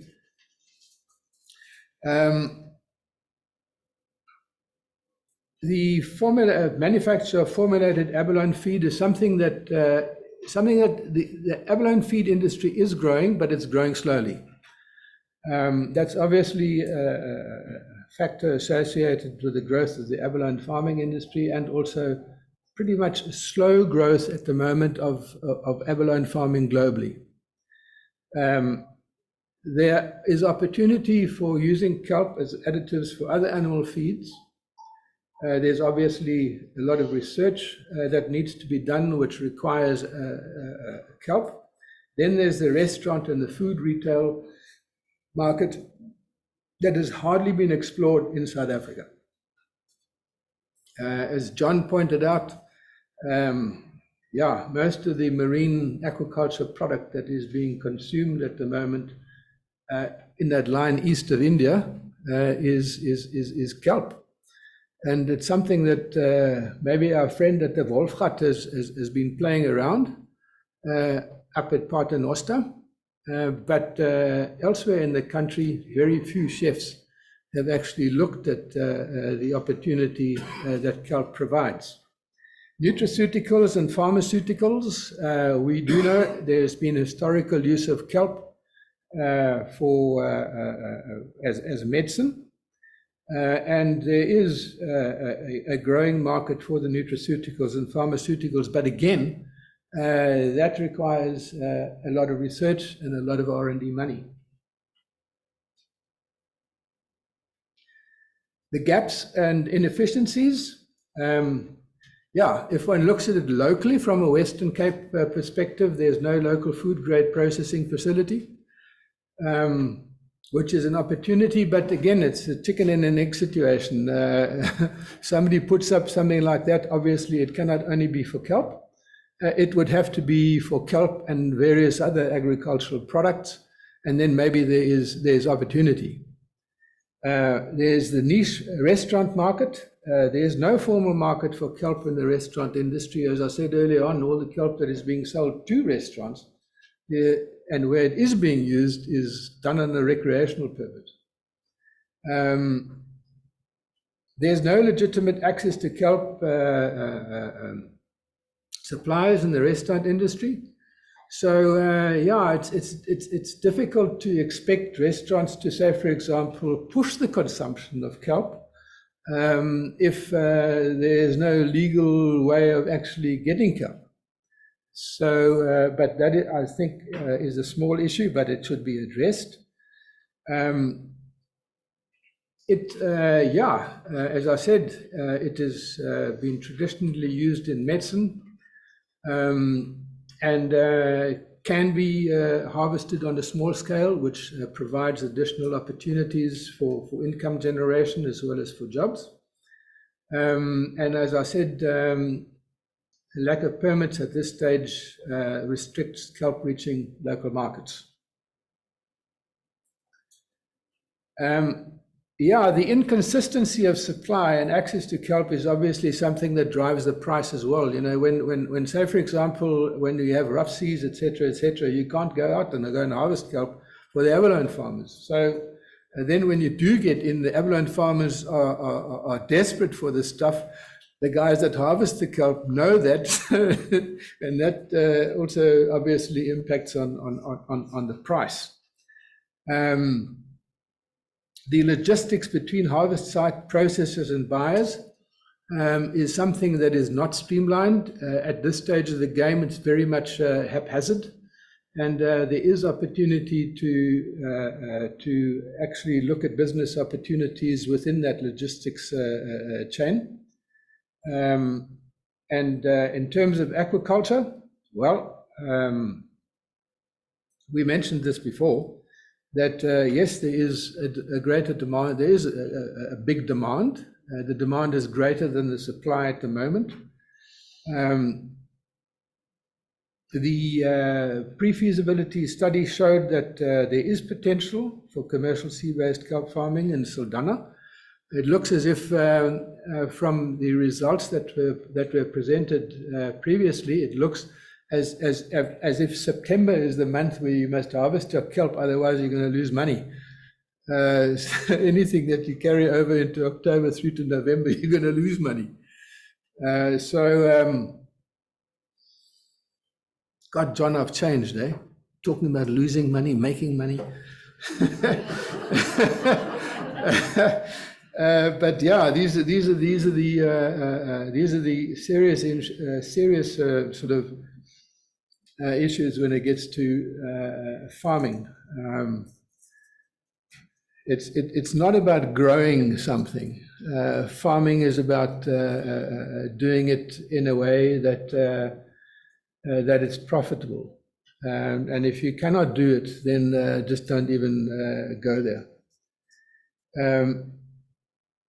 What is interesting is the developments in Namibia, in Lüderitz, with Eclonia, macrocystis, the Californian one.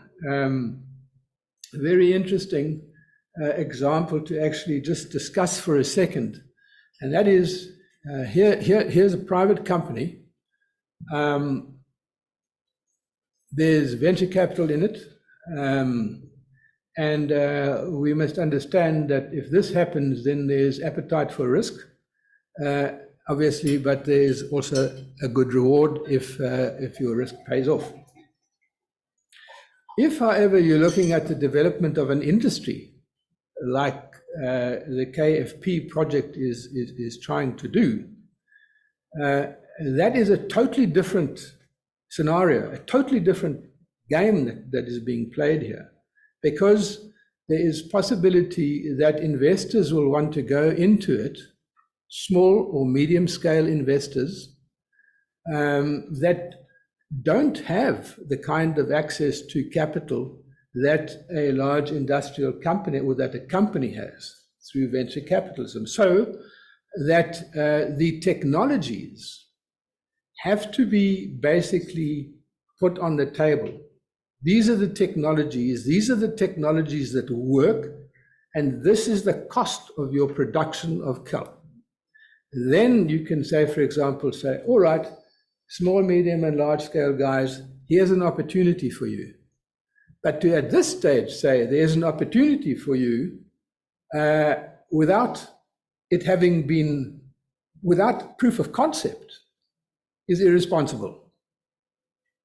Once proof of concept is there, then yes, we can move on it. Because what we're trying to do here is something totally different to what Blue Kelp is doing in Ludwitz.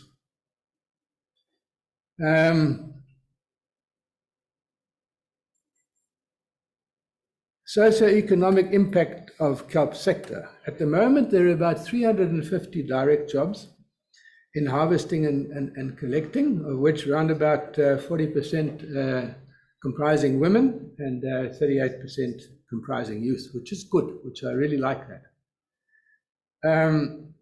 There's obviously increasing socioeconomic benefits if kelp farming does take off, and I have no doubt that it will. And there is also opportunity in processing and value addition in the various opportunities that we identified previously. Global markets and opportunities, well, a major study that was completed last year by the World Bank on global seaweed and the new and emerging market product. Their take on the whole issue in terms of the short-term biostimulants, liquid fertilizers, animal feed additives, pet foods, and methane-reducing additives such as with asparagopsis. Medium-term, nutraceuticals, alternative proteins, bioplastics, fabrics. There's already a company called Nuplast or something like that. We got it somewhere. Can't remember the name of the company. But anyway, they're producing interesting biodegradable packaging products using kelp product. Long-term pharmaceuticals, construction materials, but particularly pharmaceuticals. But as I said, and even if you read the World Bank report, there's a lot of work that needs to be done before that really becomes a big industry. But potential is there. The interest and investment in kelp farming is growing worldwide. It's not just the interest that all of a sudden sprung up here in South Africa. In North America, Europe, Australia, New Zealand, everybody is getting interested in the production of kelp, recognizing the opportunities. As I said previously, the plant biostimulants, liquid fertilizer, animal feed ingredients, and fresh abalone feeds, those are the low-hanging fruit that we've got. And any additional kelp that can be produced through aquaculture would in the first instance be taken up by those three sectors. Important to note is this thing over here: the expansion of the value chain is dependent on successful commercial farming. But as I said, that is still a way off.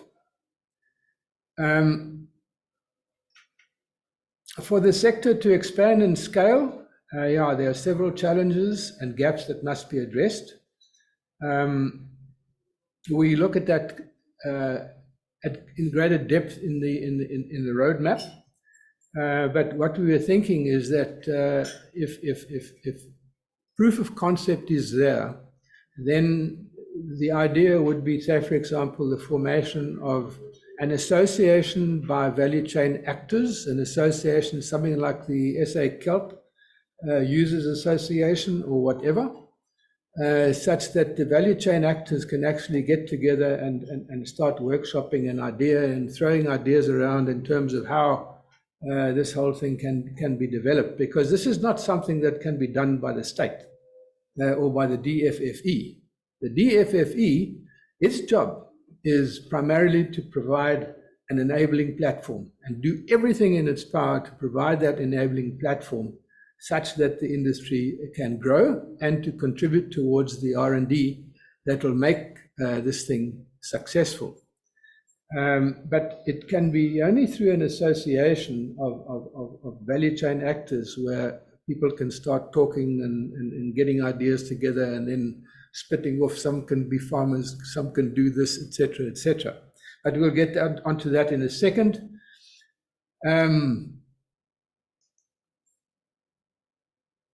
Integration of coastal communities, very important. But as I said, if community-based kelp farming, only if there's effective and sustainable and efficient farming technologies, once those have been developed and proof of concept demonstrated, that's when communities can participate. And of course, there needs to be very cleverly crafted business plans. A business plan is obviously something completely different to financial or economic feasibility study. There needs to be access to defined and suitable sites, training and capacity building in terms of the technology, access to resources, best business model assessed. There are various different business models that one can look at. One can look at JVs, one can look at outgrow systems. There's a whole of these things, different business types that can be looked at. But each one is going to be different depending on the community and depending on the partner. There's not going to be one thing fits all. So these are things that need to be carefully considered when expanding the value chain to coastal communities, particularly through farming.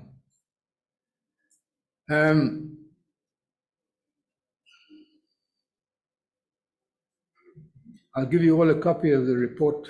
You can read it as well. So the roadmap, the current R&D program, quite frankly, is the cornerstone of sector development. Without it, we're not going to get anywhere. And that R&D, the feasibility of that work, is going to be absolutely crucial before commercialization can commence, unless, of course, there is a company such as Blue Kelp in Luderitz who decides to go for it. Totally different story. But if we wish to, say, for example, develop small and medium-sized enterprises, then the proof of concept needs to be there.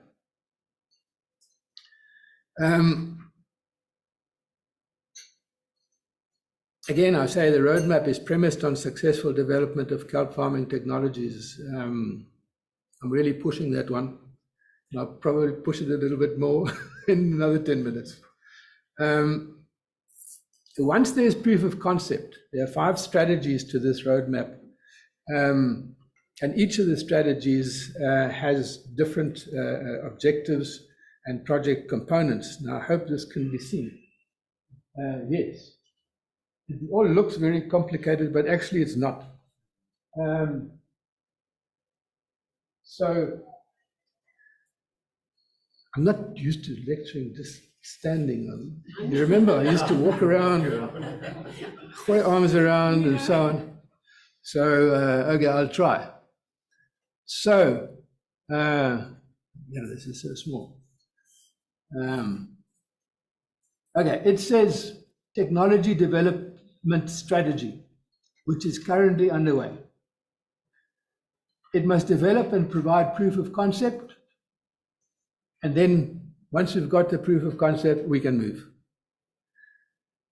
Then I think there are 2 major things. First of all, it's the developmental and regulatory strategy, which falls within the domain of the DFFE. I don't think it's necessary for me to go through each and every single one of these activities that need to take place under these particular strategies. Regulations must be there for kelp farming. A governance plan must be there for kelp farming. But I think these are probably issues that you're already starting to develop within DFFE. The R&D strategy, critical. It needs to be a partnership between DFFE and between universities and private sector.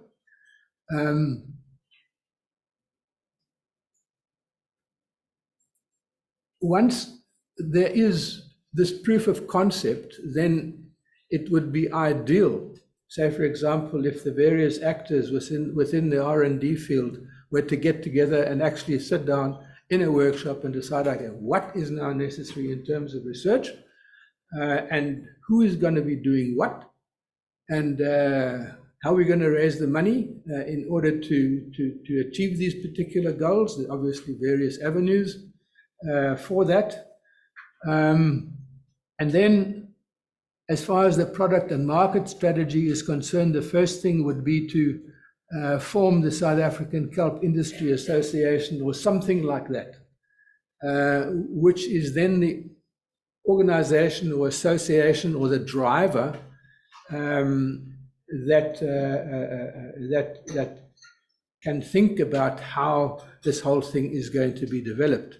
It is definitely not going to be an exclusive association. It needs to be inclusive, whereby the DFFE is also part of that association, such that it knows what is going on within the various fields, within the various ideas that are taking place.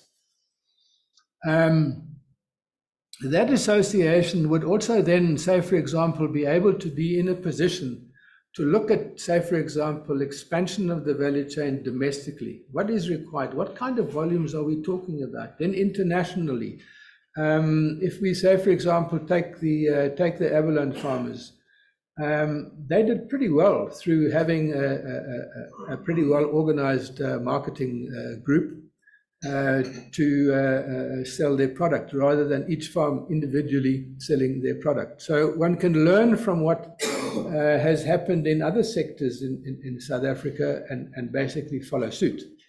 There's no need to go and develop any new new ideas. The ideas are all out there. It's just a matter of, say, for example, taking those ideas and then thinking about those ideas within the broader picture of kelp. 2 minutes. That's fine. I'll penalize you plenty of times. You can penalize me now. Exactly. I love it. Yeah. So anyway, guys, there's the commercialization strategy. Obviously, there's a human resources plan that needs to be looked at. Then there's the community participation strategy, which we touched on previously in terms of how that should be structured. But as I said, and thank you very much, Andrea, but as I said, it's all predicated by proof of concept. Thank you very much.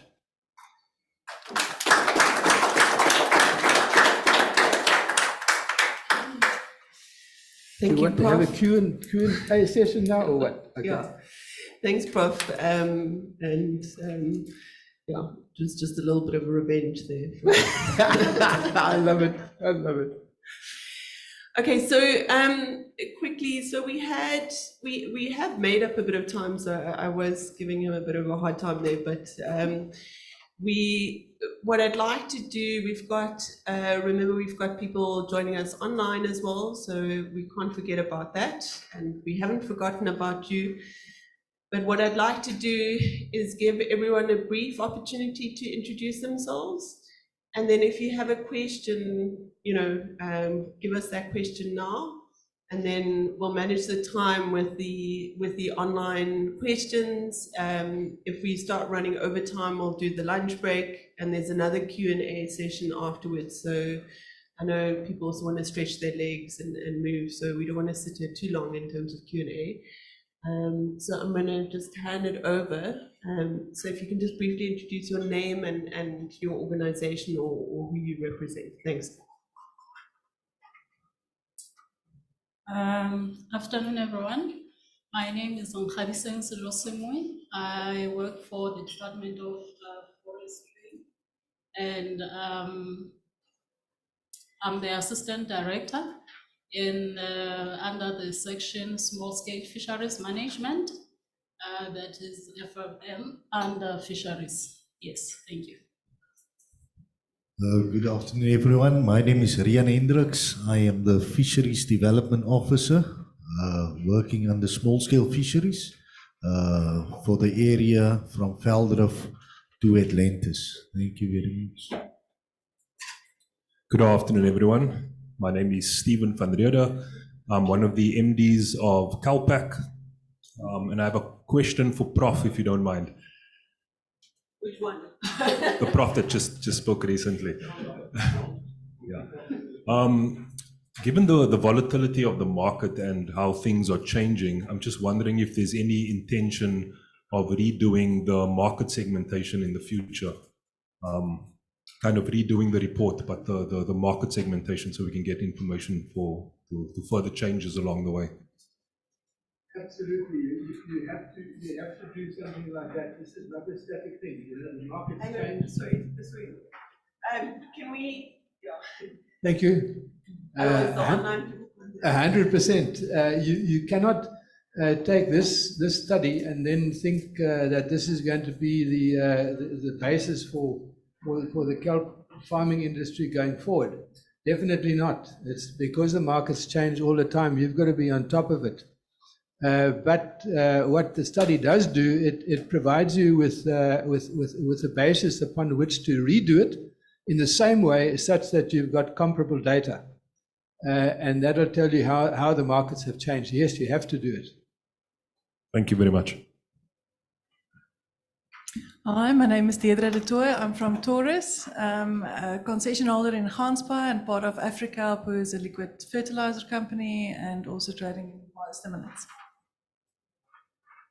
Michelle from Buffelsjaars, just the hatchery manager. John Bolton, I'm still an Emeritus Professor, Senior Research Scholar at UCT, and get involved, as you see, in various seaweed things. I haven't got a question, I've just got a comment for Tom. A seaweed company asked me during COVID, while I was at home, if I would talk to an investment bank for them.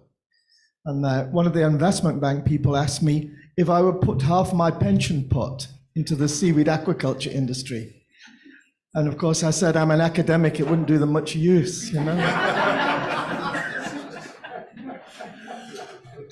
Hi, good afternoon, everybody. My name is Brett Macey, and I'm from the Department of Forestry, Fisheries and Environment, working with Andrea in the Directorate of Aquaculture Innovation and Technology Development. And I'll be after lunch about some of the things on the project, so I'll leave it at that. Thanks. Good afternoon, everyone. My name is Nolan Adams. I am representing a mussel farm in the inner bay of Saldanha called African Olive Trading. Thanks. Good afternoon. Good afternoon, everyone. I'm Bernadette Brown-Webb. I'm an associate partner at Biosolutions Technicas. Good morning. I'm Ferdy Enderman. I work for the Provincial Department of Agriculture in a program called Agricultural Producer Support and Development. Thank you. Good afternoon. My name is Philip Barnard. I work for Conservation South Africa, affiliate of Conservation International. I represent smart green, or let's rather say blue, opportunities within the ocean landscape for the northern Namakwaland area. Thank you. Good day, colleagues. My name is Belemani, name is Muri, from the Department of Forestry, Fisheries and Environment, the Division of Aquaculture Development and Freshwater Fisheries. Perhaps let me take this opportunity to ask Prof there. I hope he can see what is on his screen, the way he's looking in his glasses. I'm starting to get worried. Number one, Prof, you say the development of a regulatory strategy. The question is then, how do you develop a regulatory strategy when you have not even proven the concept? So, to me, it's a cart before the horse. Thank you. Thank you for the question. I knew you'd always come up with a question. Yeah, of course, yes. So, Belemani, the way that I was thinking about it in my head is that once we've got proof of concept, that in other words, then the industry can say, for example, move forward. And that is when, say, for example, we can develop a regulatory framework for this. I think the regulatory framework that you've got so far for aquaculture is most likely 80% or 90% of what, or 95% of what is required. But there you will probably find that there'll be here and there'll be things that need to be kelp specific. But quite frankly, unless we've got proof of concept, why have them?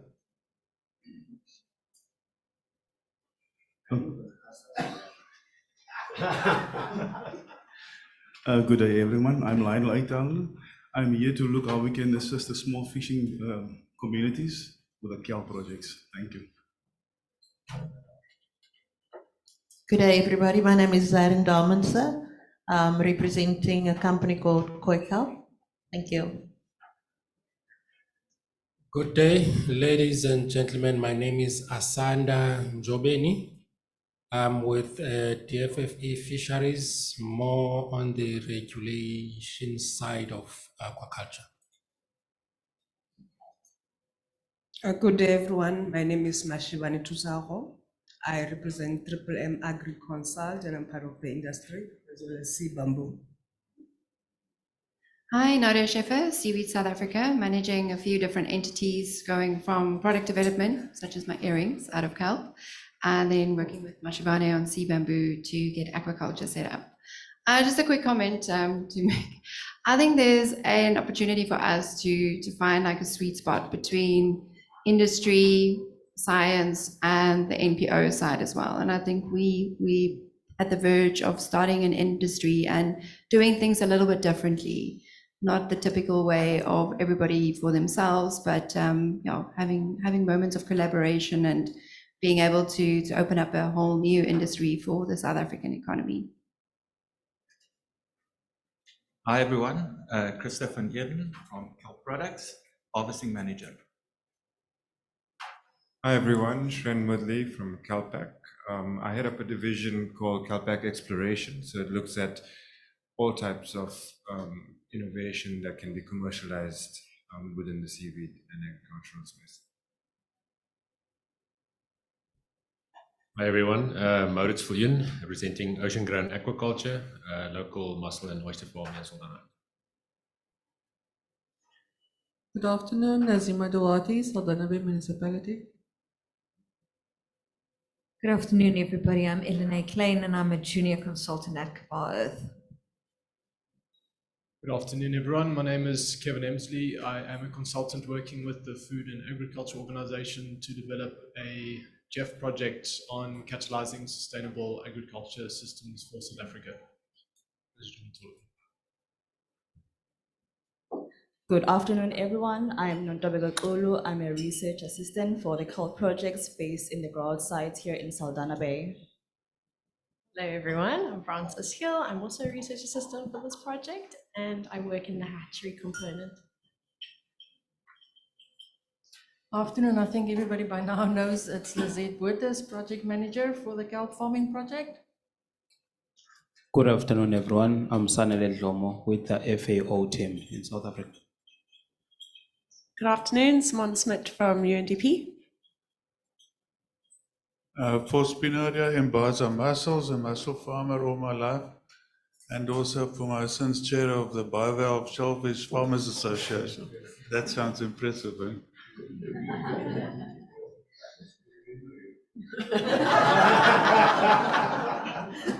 Yeah, and I know this oak for a very long time.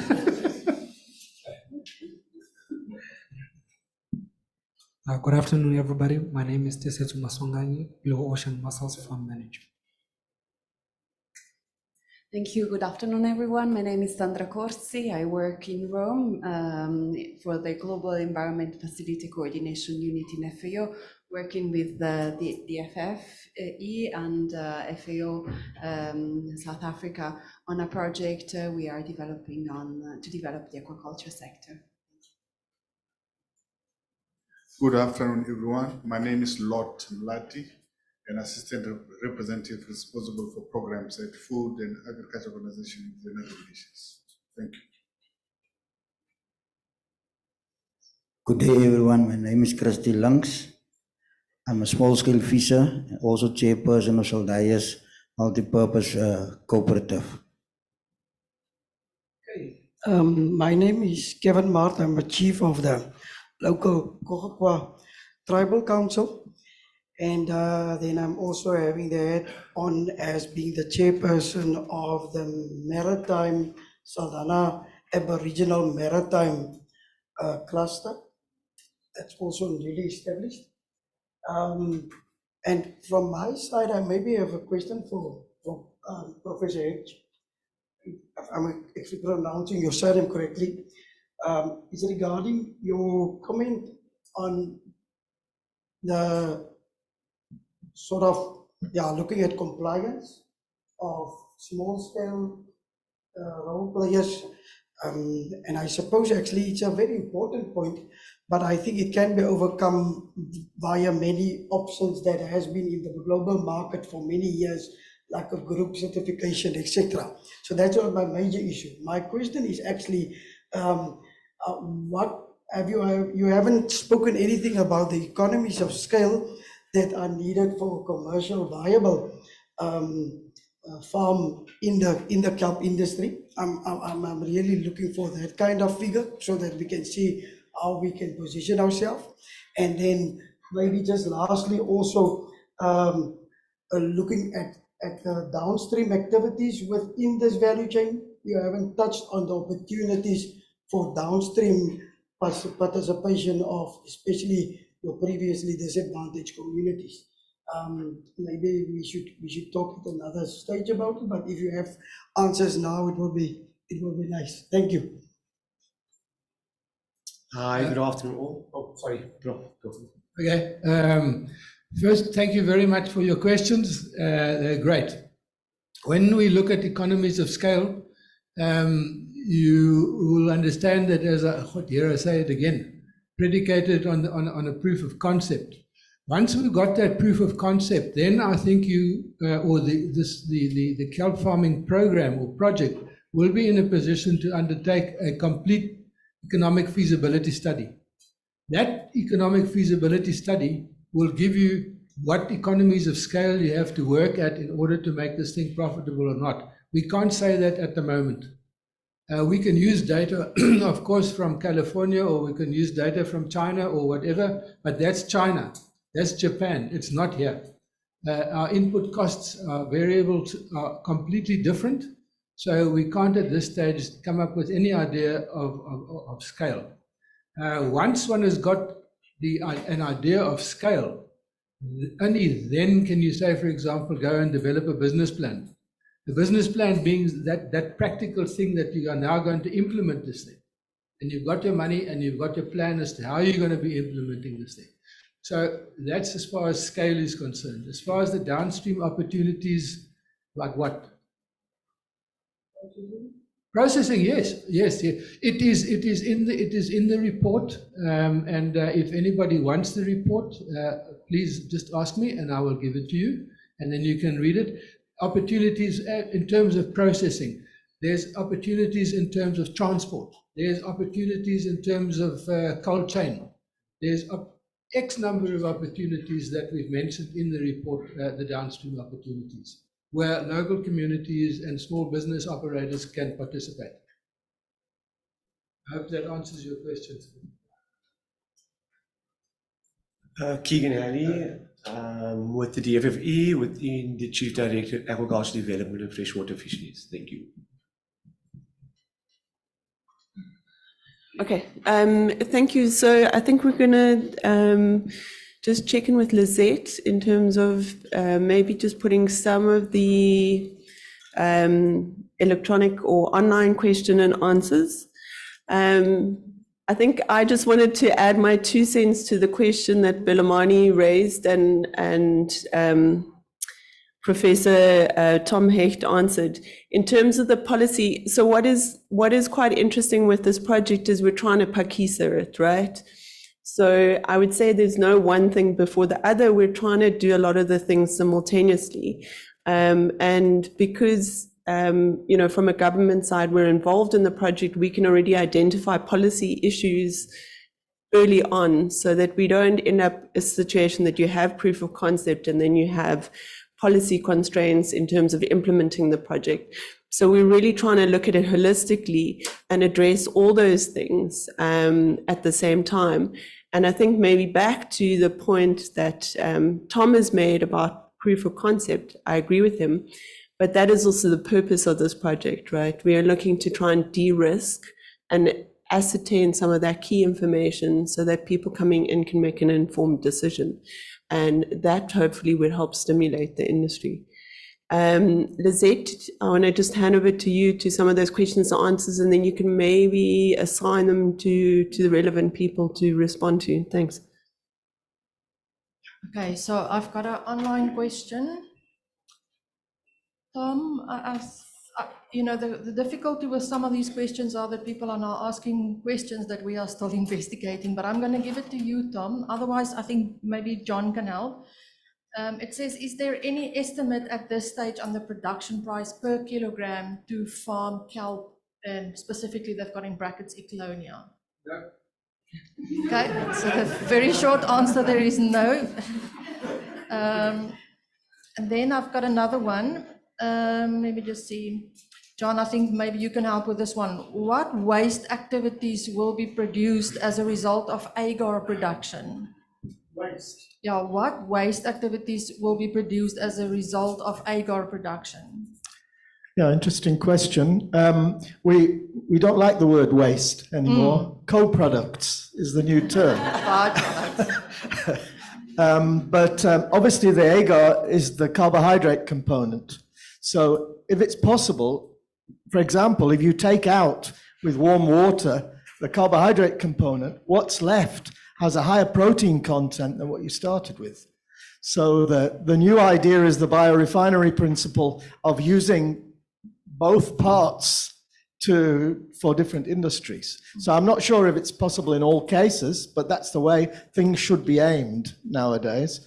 As far as agar is concerned, there have been a couple of agar plants in Southern Africa in the distant past. Taurus in Namibia had one in Griffiths many, many years ago. And in fact, they built one in the Eastern Cape in Butterworth.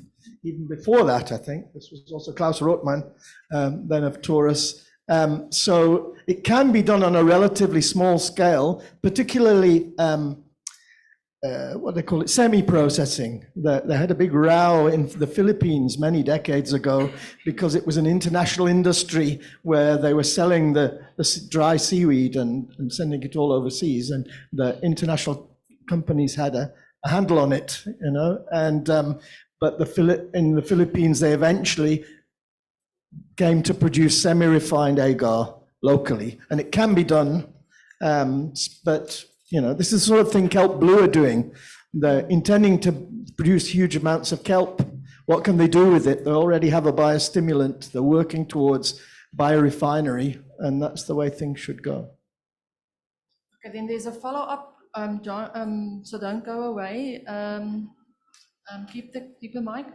So the follow-up question is the Gracilaria species extremely sensitive to change? I'm not sure in terms of what though. If you're thinking about climate change, Gracilaria is, as far as seaweeds go, is quite a tough thing. You can leave it in a tank for a lot longer than other things. And most Gracilaria species grow in warmer waters, but this is sort of the end of its distribution in the warmer water. So it certainly grows into the Eastern Cape, the one that grows in Saldanha Bay. Relative to other seaweeds, it's quite a tough thing. So it's fine in Saldanha. One problem you saw with the warmer temperatures is not so much the temperature, as Nonto showed, but the nutrients. So in March in the bay here, they had a bit of problem growing Gracilaria just because it got too warm, but because the nutrients dropped too low. So that's something you have to watch out for. Okay, so more follow-ups. So this is John, I think you're going to have to do this one. So it refers to the pre-feasibility study, right? So it says, Could you briefly break down the setup costs mentioned in the pre-feasibility study? It does not state what it is comprised of. I don't know if you can remember that offhand. No, I mean, the Okay. budget wasn't. Peter van Staden, we will see if we can capture the questions and then get back to you. Another one, Tom, where did I see that? I don't think we can answer this yet, but I'm going to read it out for in case someone wants to say something about it.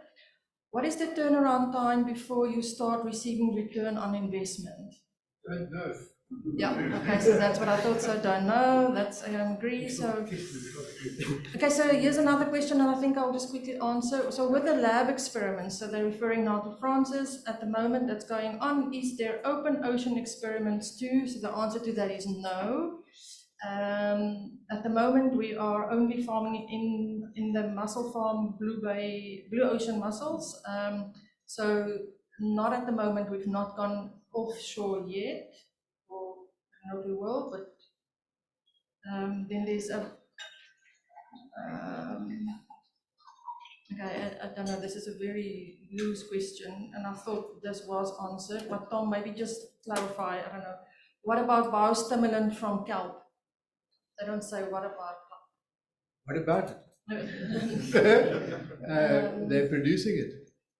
Okay, so there are biostimulants already on the market from kelp. Yes. I mean, Yes. we've got industry in the room here that can, I don't know if industry in the room wants to address that, but that, I mean, that's, no. They're making it and they're exporting it.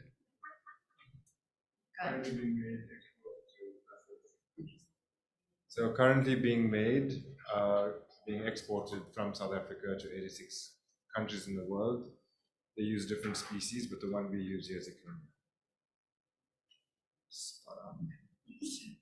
Okay. I think that's fine. I think we can call it a day. We can always take more questions after lunchtime.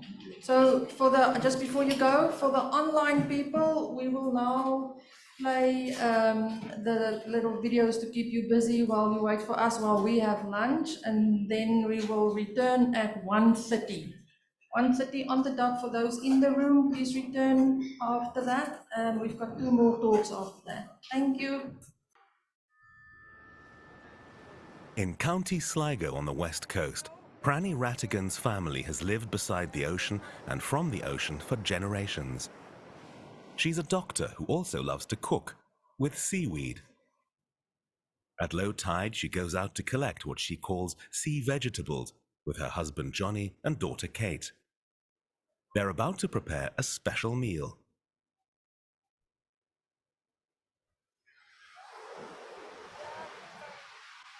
They cut the fronds carefully and never rip seaweed from the rocks.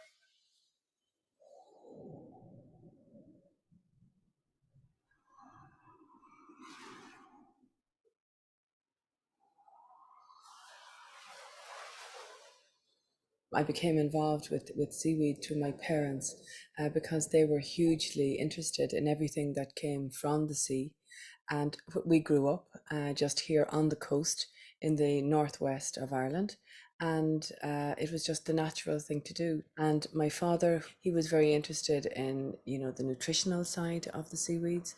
So he didn't care that it wasn't fashionable back then to actually go to the sea and harvest. He didn't care about that. He just brought us, and he you know, we followed the seasons around.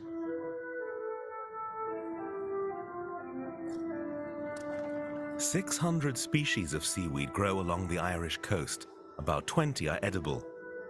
In Ireland, you need a license to harvest it.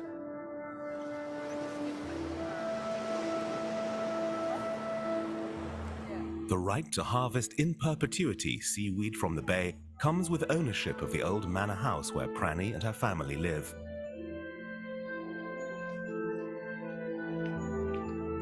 The biggest pieces are hung up to dry outside on the washing line.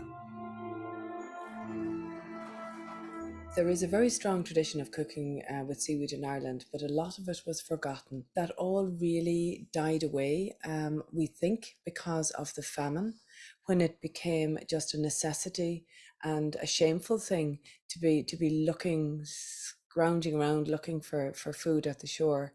But thankfully, that is all changing. And people are looking on seaweeds with new eyes. And when I take people out on walks and talks, people suddenly realize, my goodness, there are treasures here in the sea that we never thought that actually existed. Seaweed is slowly gaining in popularity as a food in Ireland. Pranny Rattigan has written a seaweed cookbook, and it's a bestseller. Today she's preparing several recipes from the book: savory scones, 2 salads, a stew, and crunchy seaweed crisps.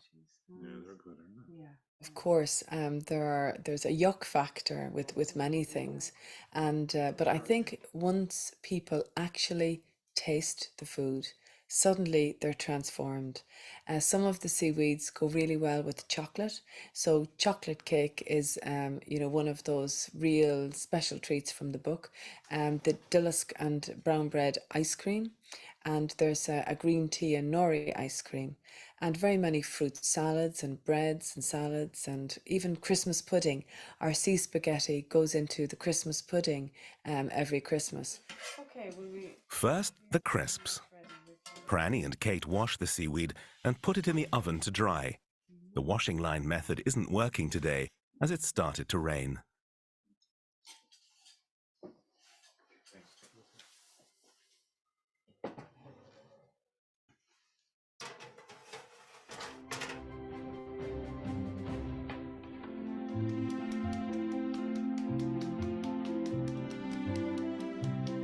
Eating seaweed may not have really caught on yet in Ireland, but Pranny is convinced it's a very healthy thing to do, and she is a doctor.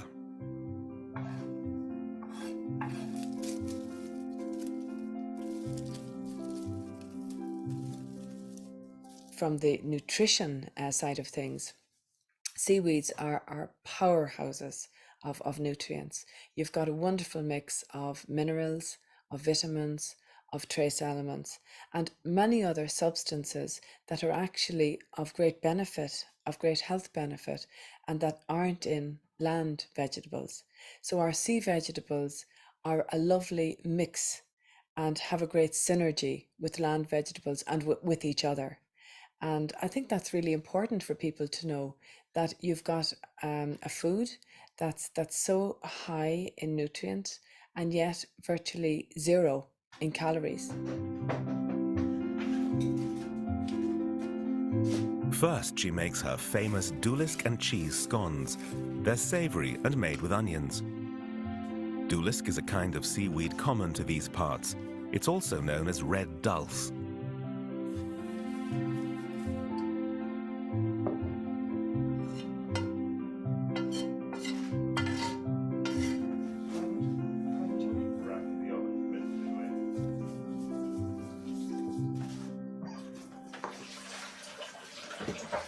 From a health point of view, I think seaweeds are going to be the next really, really big thing, because we're looking at the research and we're looking at seaweeds from an anti-cancer viewpoint, from the reducing inflammation in the body from that point of view, and for lowering blood pressure and lowering cholesterol.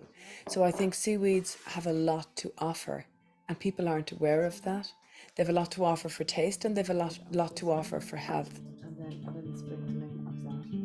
Before the scones go into the oven, Kate sprinkles cheddar and parmesan on top.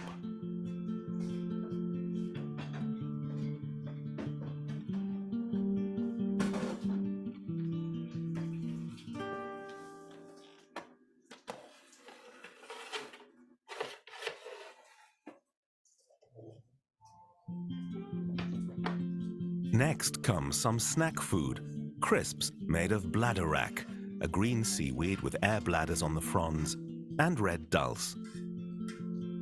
Kate loves the crisps. They reconciled her with algae cuisine, and they're much healthier than potato crisps.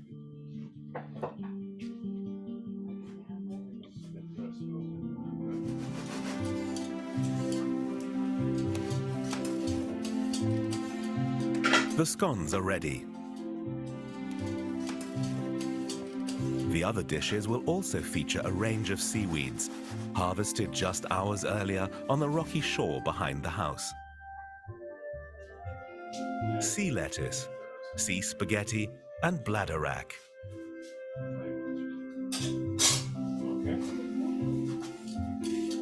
People ate seaweed in Ireland in the mid-19th century during the Great Famine that resulted from the failure of the potato crop. But Pranny says it makes sense to eat it nowadays as well. There's definitely back to the roots, yeah, back to the land, you know, from farm to fork and so on, and many other schemes and plans and organizations, and even more so the trend to actually grow your own food. And that's a wonderful thing to happen. And as part of that, I think seaweeds are coming in on that crest of the wave, if you like, of people getting back to nature, going out and doing wild harvesting. Bright green sea lettuce, vinaigrette dressing, and beetroot make a tasty salad.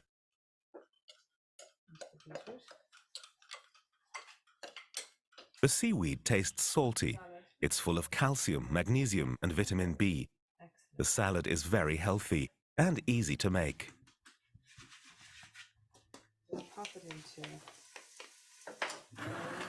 Johnny is making a stew of beef and vegetables and sea spaghetti. It has a delicate flavor, sometimes compared to that of clams, and it's rich in iron and vitamin C. Smaller bits now, maybe. Pranny makes another salad with strips of raw sea spaghetti and carrot with a peppery garlic dressing. Okay, so pop the rest off that. So one vegetable in the salad comes from the garden and the other from the sea.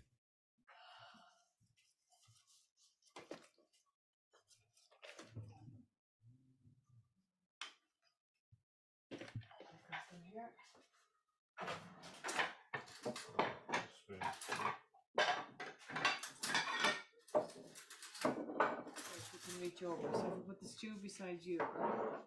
I feel that it's a really neglected vegetable. It needs somebody to actually get that message out there. And if that somebody is me, then so be it. I'd love to see seaweeds on the menus in many restaurants, and I'd love to see them available in supermarkets. And in Ireland in particular, I'd love to see children going off to school with a little pack of maybe the Dillis crisps in their pocket, like they did in the 1920s in Ireland. Who knows, we could become like the Japanese eventually, loving our seaweeds. Pranny Rattigan and her family are more enthusiastic about seaweed than most other Irish people are. But in times of economic hardship, seaweed is an abundant resource that's attracting greater attention. Perhaps it will soon be making an appearance on dining tables across the country. Easily known, you love them, that's why you make a good effort at cooking them.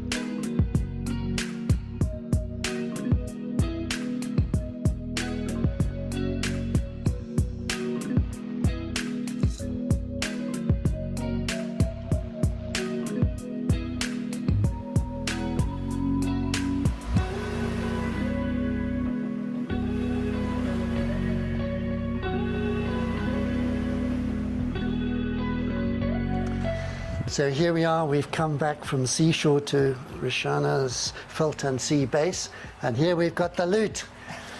In the basket we've got the Farah loot, we've got beautiful green alva loot, and we've got these lovely strips of kelp. So now we're going to see what what magic she's going to weave with it. How can we transform this into something even more delicious? Let's sort these out into species. Whoa, taxonomy workshop now. The best way of getting to know them for people who are Yeah. still a little bit overwhelmed. So we are just briefly rinsing the seaweeds in fresh water to get rid of all the sand and all the little gastropods or tooth crackers. The tooth crackers, yeah. But we don't want to leave the seaweeds in fresh water for too long, otherwise all of the nutrients will actually get leached out into the water. It's amazing how much they've swelled up and rehydrated in such a short time. Look at all of this. Yeah, that's right. I mean, you were saying to us you don't have to take that much. Yeah. And then it's grown. It's like... Let's make some nori chips. Sounds great. Yeah, we've got so much of this deliciousness here. I'm going to put the oven on. I'm going to preheat the oven to 180 degrees. A little bit of oil. And I'm just going to use a piece of the seaweed to do this. That's it. No washing up. And then it's simple. You can help me. We're just going to place them on like that. And then they'll all shrink. You don't even need to turn them over. And then afterwards we can season it with some smoked salts or paprika or a squeeze of lime. Oh, I'm getting hungry already. Well, it's hard work being down in those rock pools. Yay. That's it. It's not hard. No. Once your oven is nice and warm, pop it in. The oven's on at 180 degrees. And after about 8 minutes, they'll be ready. As soon as you can lift them up like a chip, then you know they're done. If you lift them up and they are brownish in color, you've burnt them. So there's like a little small window period in between them being perfectly done and them being burnt. Okay. So it's good to keep a timer on. And what are we going to do with the other guys? Yeah. These ones, I think we'll put this beautiful emerald green sea lettuce into a hummus. So we'll make an ocean-inspired hummus. Okay. And these, I'm going to show you how we can cook these and use As them a noodle. as a pasta substitute.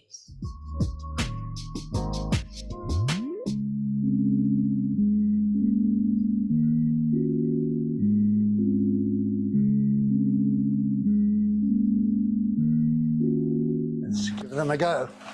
Let's try this out. Looking good. Let's try it. So you just give it a dip and go for it. It's a tahini forward satay sauce. Listen to that. That's great. So crunchy and delicious. So unfortunately they don't stay super fresh for very long. Right, you mean we've got to eat them all right now? Works for me. Look at that. And that flavor, it's just got an amazing flavor. I just love the sound when you bite into these.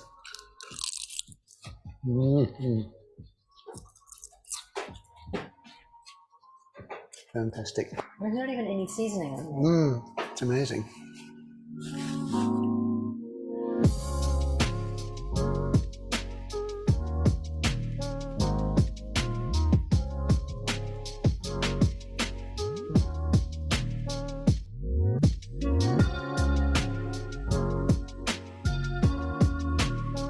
I don't want the spaghetti to be too coarse, I found. I liked it when it was a little bit more of a delicate.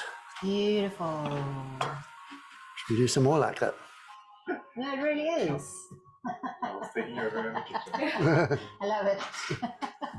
Yeah, because if there's nothing actually worse than a piece of undercooked kelp, and if it's too thick, then, you need to spend a long time cooking it. So this is really nice. And then you can have this as noodles. It's a great method. I'm gonna boil the kettle in the meantime. Pouring in some boiling water to speed up the cooking process. Just pouring a little bit of vinegar in here to help the tenderization process. And then all of these beautiful kelp noodles that have been so expertly chopped.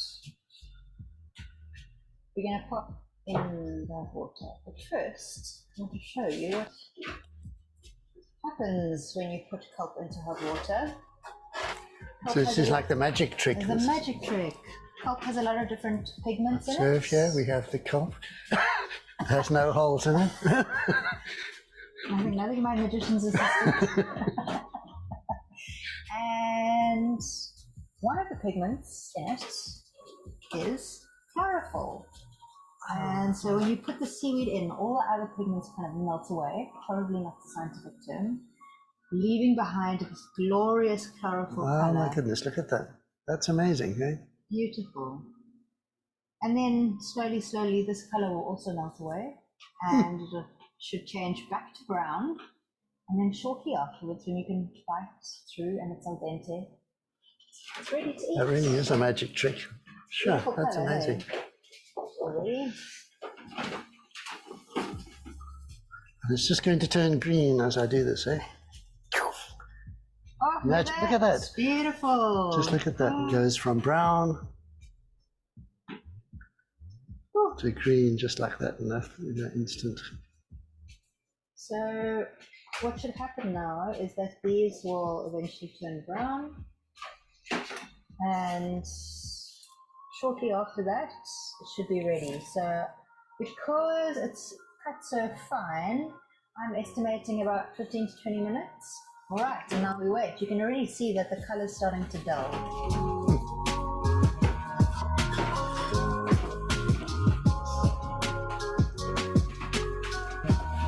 Okay, let's do this. Although you can feel the edge of the pot was hot too. They look nice and soft. Perfect.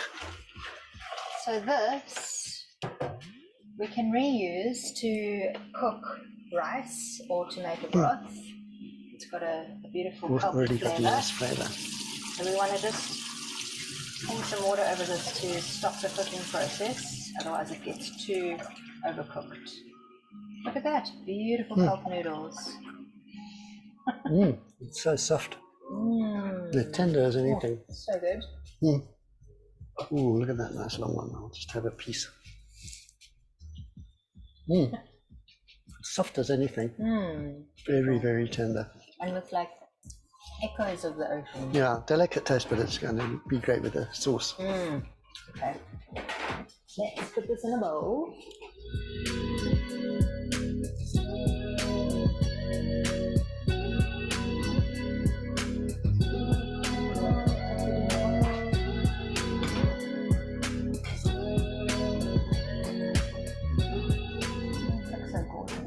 So what are we going to do with this, or what could we do with it? Anything. Possibilities are endless. Just noodles. Yeah, you could have a cold noodle salad and add some sesame oil, you add some hummus, and you can just add some fresh seasonal veg and eat it like that. You could turn it into a warm noodle salad and put some bechamel sauce, or even a beautiful tomato sauce and some nice grated cheese. I might And just crumble. water as I talk about it. Crumble some of this crispy marine on top. Yeah. And crunch. however you usually eat your pasta, you can just eat it like that. So you can make noodles out of this. You can cut it into tagliatelle slices. You can ruin your pasta machine by running it through there, or you can also slice it up into lasagna sheets. Okay. The cooking time is going to be a little bit longer, so maybe about 30 minutes to 40 minutes. But yeah, then you can use it as a beautiful kelp lasagna. Sure. Yeah, we've actually served kelp noodles to people and not told them, and they've eaten the meal and they've not known that that wasn't normal green lasagna, spinach lasagna noodles. That's what I do as well. It's the kelp lasagna, and then you feed them and let them go, ooh, amazing. And then afterwards, The seaweed. Maybe we can start on the hummus. So, chickpeas, squeeze of lemon, peel some garlic and put in some tahini.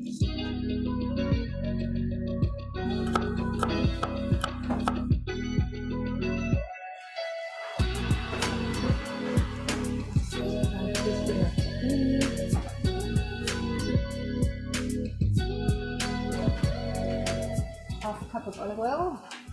All meticulously measured. Yeah. Cooking is an art. Yeah. Baking is a science. Yeah. A little bit of salt, a little bit of pepper, a bit of salt, and should we put the sea lettuce in as well? That sounds like a good idea.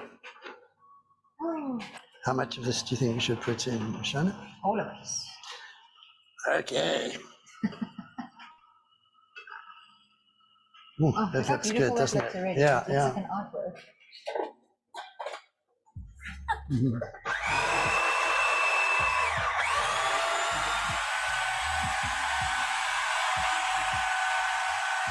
Lemon. Then split measuring.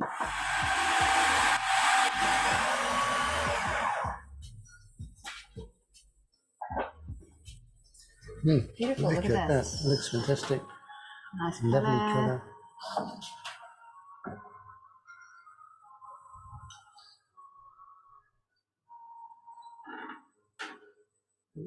Lovely.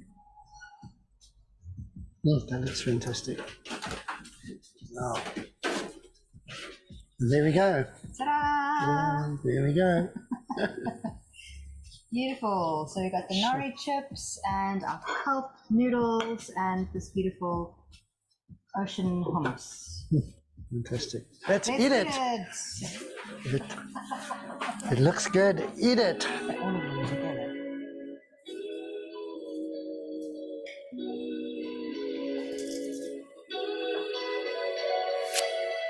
Just crumble this on top.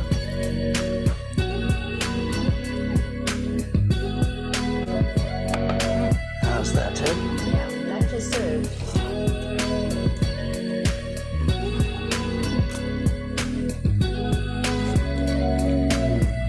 That is very, very good.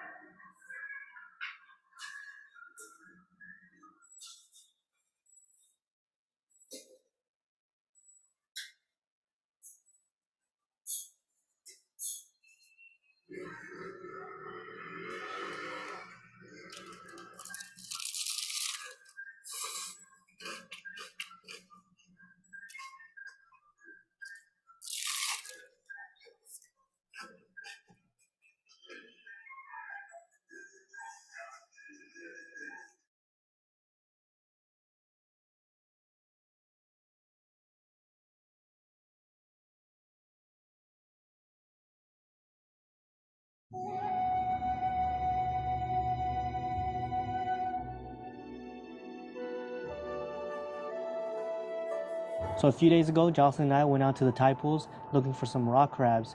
So I went to my usual spot and I was looking around, looking in the tide pools, looking all around, looking under rocks, just what I usually do to find rock crabs, but I didn't find any. Although I found this, a bullwhip kelp washed up in the tide pools. Looked really fresh, and I've been wanting to experiment with the stipe of the bullwhip kelp.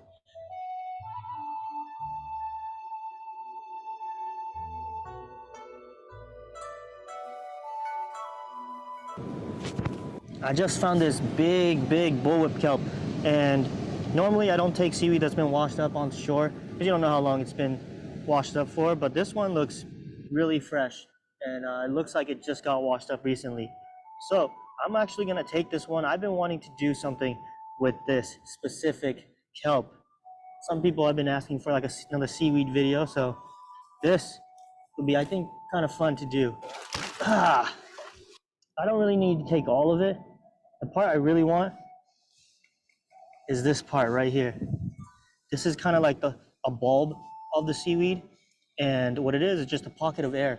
So it attaches itself on the ocean floor with this end, and the bulb has air in it, so it floats up towards the surface, so they can get light for photosynthesis, right? Just like any other plant, it needs light. This top part is just like kombu, so you can harvest it, dehydrate it, and use it for to make some stocks. The bag limit for this is 10 pounds per person per day, and you have to have a scale on you as well. And I have a scale in my backpack, so I can weigh this. So there's a couple things that I always carry with me when I go out foraging. One is a crab gauge to measure the crabs, a pocket knife for all sorts of things, and 3, I have this. It's a scale, and this is more for the California regulations. You have to, if you're harvesting seaweed or mussels, there's a 10-pound bag limit. So you have to be able to measure it accurately. So I have this hang scale on me pretty much most of the times that I go out foraging. And a bucket, of course. 5 pounds with the bag. So I just found a kelp that was washed up, the bottom bit of the kelp. And so you can see it has the same stipe here, and it goes down to this, what's called a holdfast. And that's where it attaches to the rock on the bottom of the ocean, and the rest goes up towards the surface. I don't know if it's the main reason, but one of the reasons why you find these bullwhip kelp washed up is because the sea urchin, purple urchin, eat these. And the way they eat it is they'll eat right here. They'll just eat around here. That'll detach the main part of the kelp, and that will just float away, just like we found this one, how we found this. But this one it's been, uprooted out of the ocean floor. Yeah, so who knows? That could be just the storm or just it's old. All right, let's get out of here. All right, so here I have the kelp that I just brought back, and now I'm gonna make some pickled kelp.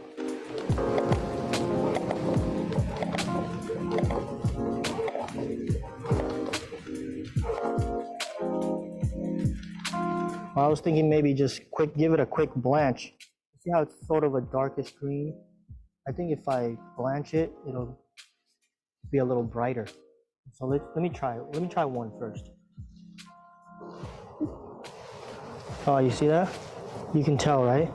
That's blanched. That is not. See the difference? It's much brighter green. Yeah, still very crunchy. It is really salty. Wow, a lot saltier than I thought it was gonna be. Okay. So where I got this idea from was actually an Instagram page based out in Alaska, and they're called Barnacle Foods, and they actually make these pickled kelp rings. And I thought it was a really cool idea, so I've been wanting to try it for a long time. The recipe is not the same as the one they do, the Barnacle Foods. I don't know what they do, but this is kind of just what I'm feeling for. Haven't talked to the people there or anything, so I don't know exactly what they do, but just going off of my own instinct.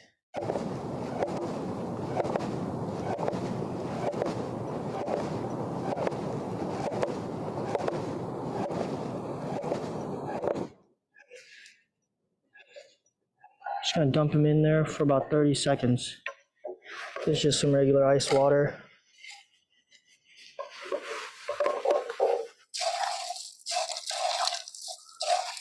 So yeah, look at how vibrant green that is now. Before it was like that dull, dark green. Have some rice vinegar. Let me use that. Bam. I'm gonna add about 20% water. Yeah, like that. Salt is Hawaiian salt right now, but that's just because that's all I have at the moment. You can just use regular, like kosher salt. That would work great. And let's see, about 2 handfuls, I would say. And I'm using brown sugar for this. Just 1 handful brown sugar. That's my measuring cup. Now I'm just gonna heat this up till everything dissolves. You don't need to bring it to a boil, just until everything dissolves and it's sort of warm to hot. All right, now I'm gonna cut some serranos.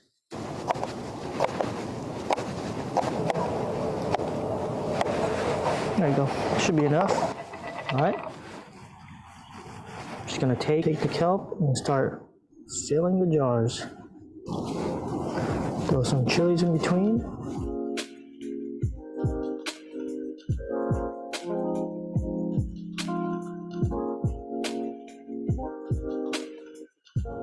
Yeah, I've been wanting to try this for a while, but I didn't want to go out to sea and just cut off a big chunk of bull kelp for myself, because we do have a shortage.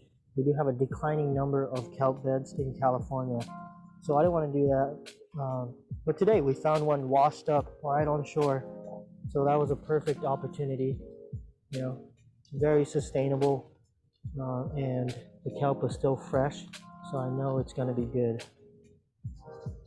And look at that, I cut the perfect amount of kelp for the amount of jars I have.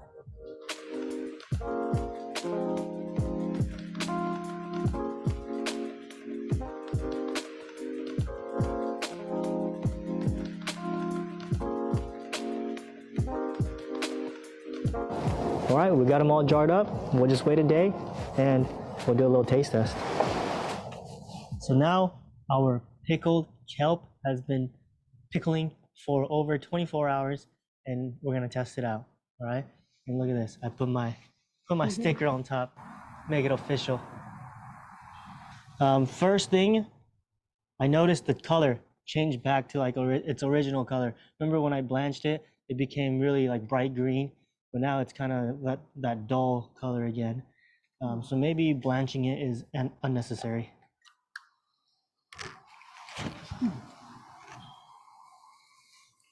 Yeah, smells. That smells like the ocean and pickles.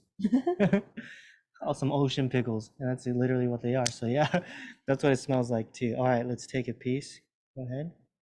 There you go. We'll take this nice thick one. All right, let's test this. Taste test.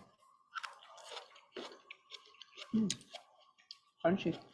It is crunchy. Crunchy, nice and vinegary. A little spicy. It's a little spicy, yeah. I figured this was gonna be something like I really like and I really enjoy, or just something that's like for like the healthy people. Yeah. That they kind of enjoy, you know, the health, what do you call them? Healthy heads? Health nuts. Health nuts. Yeah, because kelp is really healthy for you. So I thought it was gonna be one of those things, but you know what? I really like them. This is really good. It's more crunchy than a pickle. Yeah, more crunchy than a pickle for sure. Yeah, it doesn't have that soft. You know how they have the seeds. Mhm. Yeah. Yeah, because they don't have that soft center. You're right. It's nice and crisp. Pickle juice tastes really good. You got a nice kick from the serranos. This would go very good in some sandwiches and burgers and all kinds of things. Actually, I really do enjoy this. This is really good. Shout out to Barnacle Foods for the inspiration. I don't think they put serranos in theirs, but I just figured I would like a little kick, as I usually do, you know. And this is amazing. It is really, really good. If you guys want to try some, but you don't have anywhere to go get your own kelp, you can order from their website, Barnacle Foods. I'll put a link in the description below. And I actually ended up contacting them just yesterday after I pickled it, and they want to offer my audience, you guys, a discount. So they gave me a discount code, Chef Life. So enter that during checkout and you'll get a discount on their website, and you can buy some pickled kelp from them as well. So yeah, big shout out to them for the inspiration for this video. I wanted to make this quick kelp video for future reference when I use this pickled kelp in my future videos. So in my next video, we're gonna incorporate this and whatever we harvest, and we're gonna put it together and make a dish out of the two. All right, so you'll actually get to see this in action in the next video. So look forward to that. Thank you guys for watching. As always, hit the like button, subscribe, and we'll see you guys next time. Peace. Also, there's an article that recently came out about me. So if you guys want to go read that, I'll put that link in the description too. All right, check it out.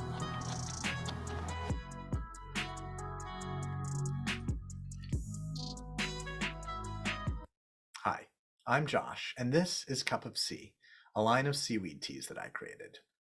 Today, I'm going to tell you about their mineral-rich nutritional benefits, what they taste like, and how sipping a cup can put you in a main frame of mind.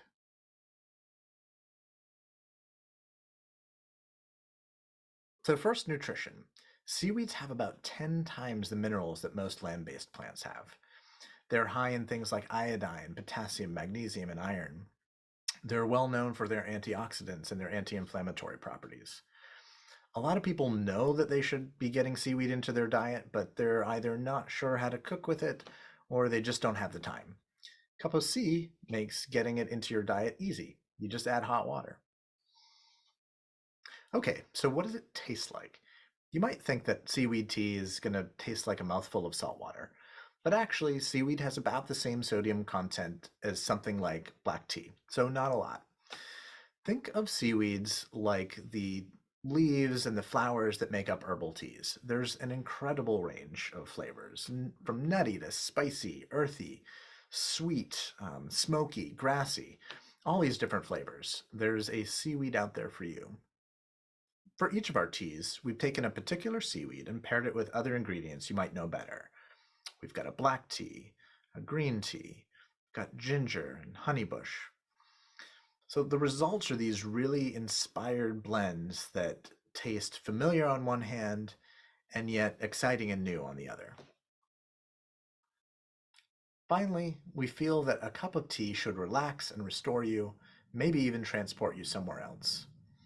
So when you savor a cup of sea tea, we hope that you find yourself, at least for a few minutes, on the rocky coast of Maine.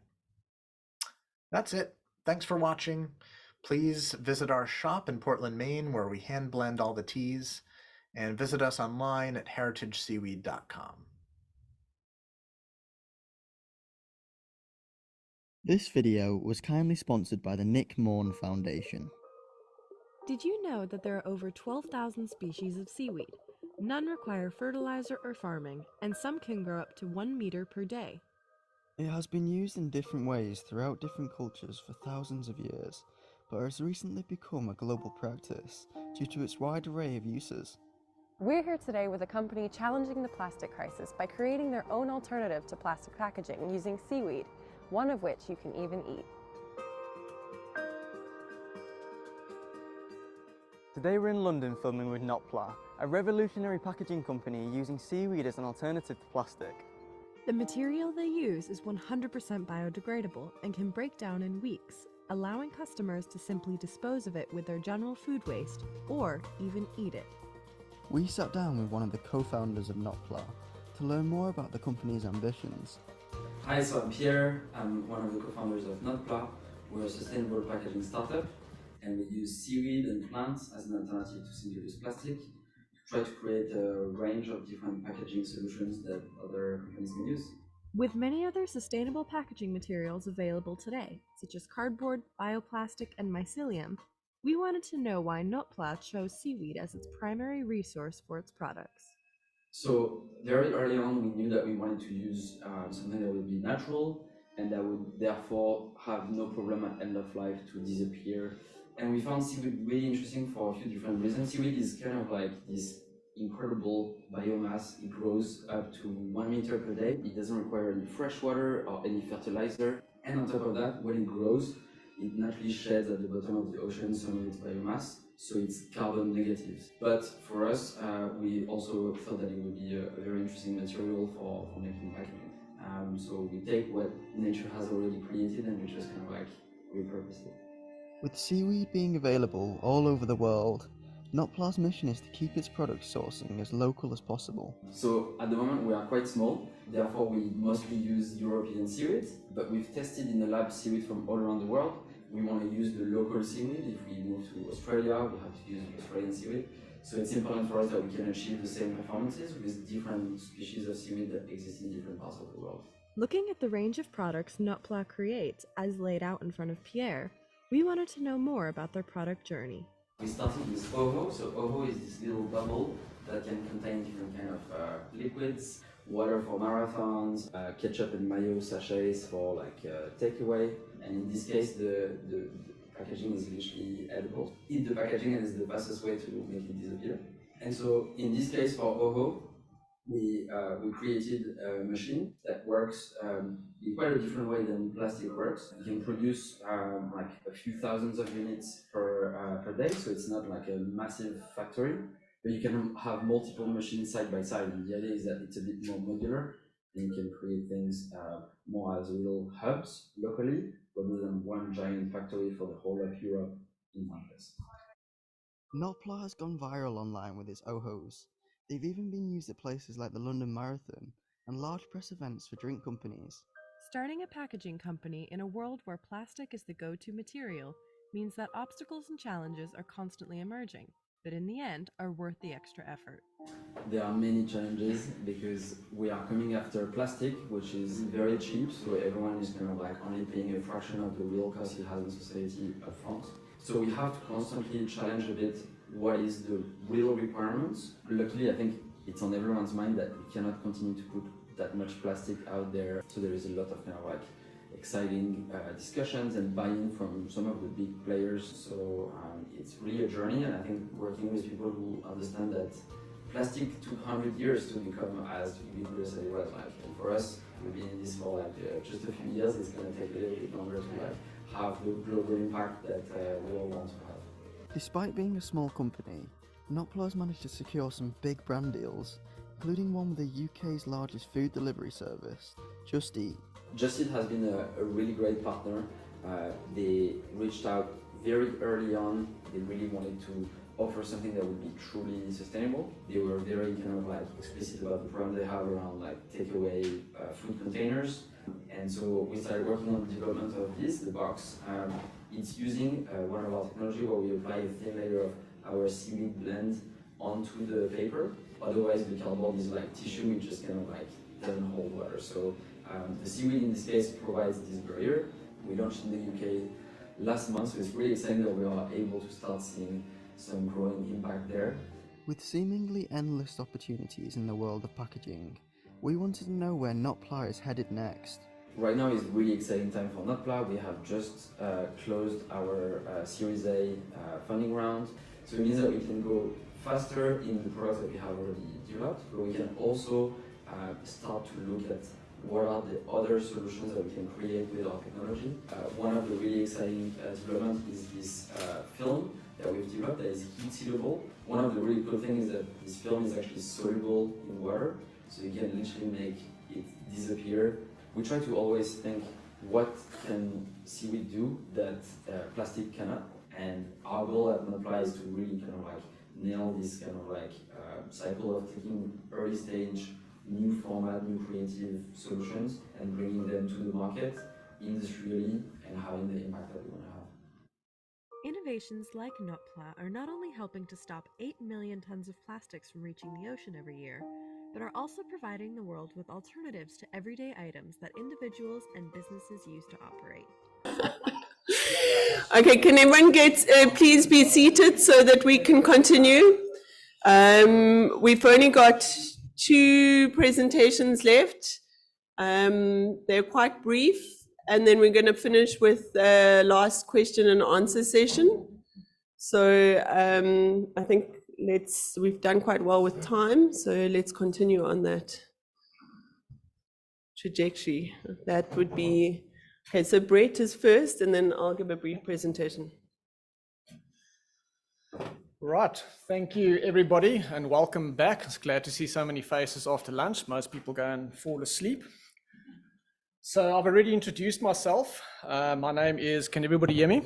My name is Brett Macey, as I mentioned early on, and for those people that might not have caught that online, I work with the DFFE with Andrea, and the work that I'm going to be talking about today is some of the work that we've been doing looking at the food safety and nutritional analysis of the seaweeds.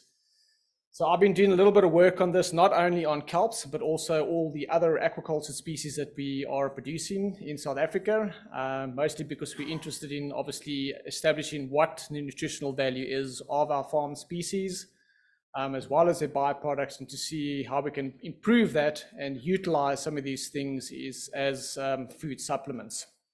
So, orientate myself here.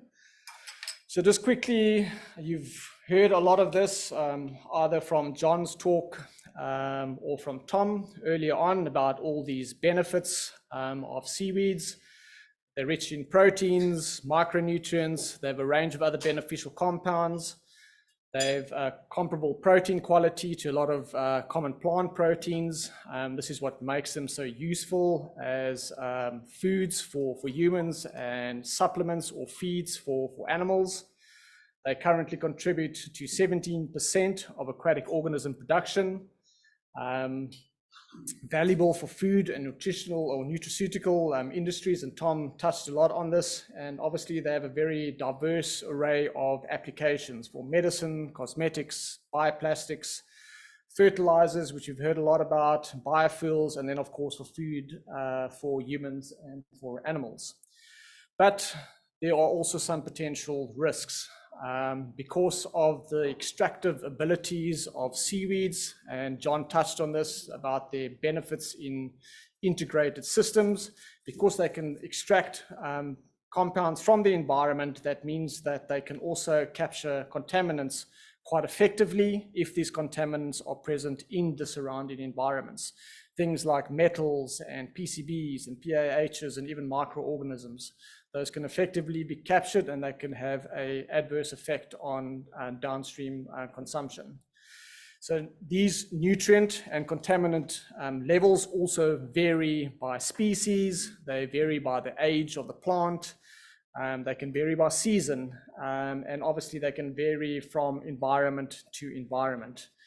And currently there is a lack of information on our local species, and we currently do not have any food safety regulations for our seaweeds in general in South Africa. And this of course creates a challenge for us for assessing the food safety and nutritional risks of the seaweeds that we potentially are going to be consuming or growing.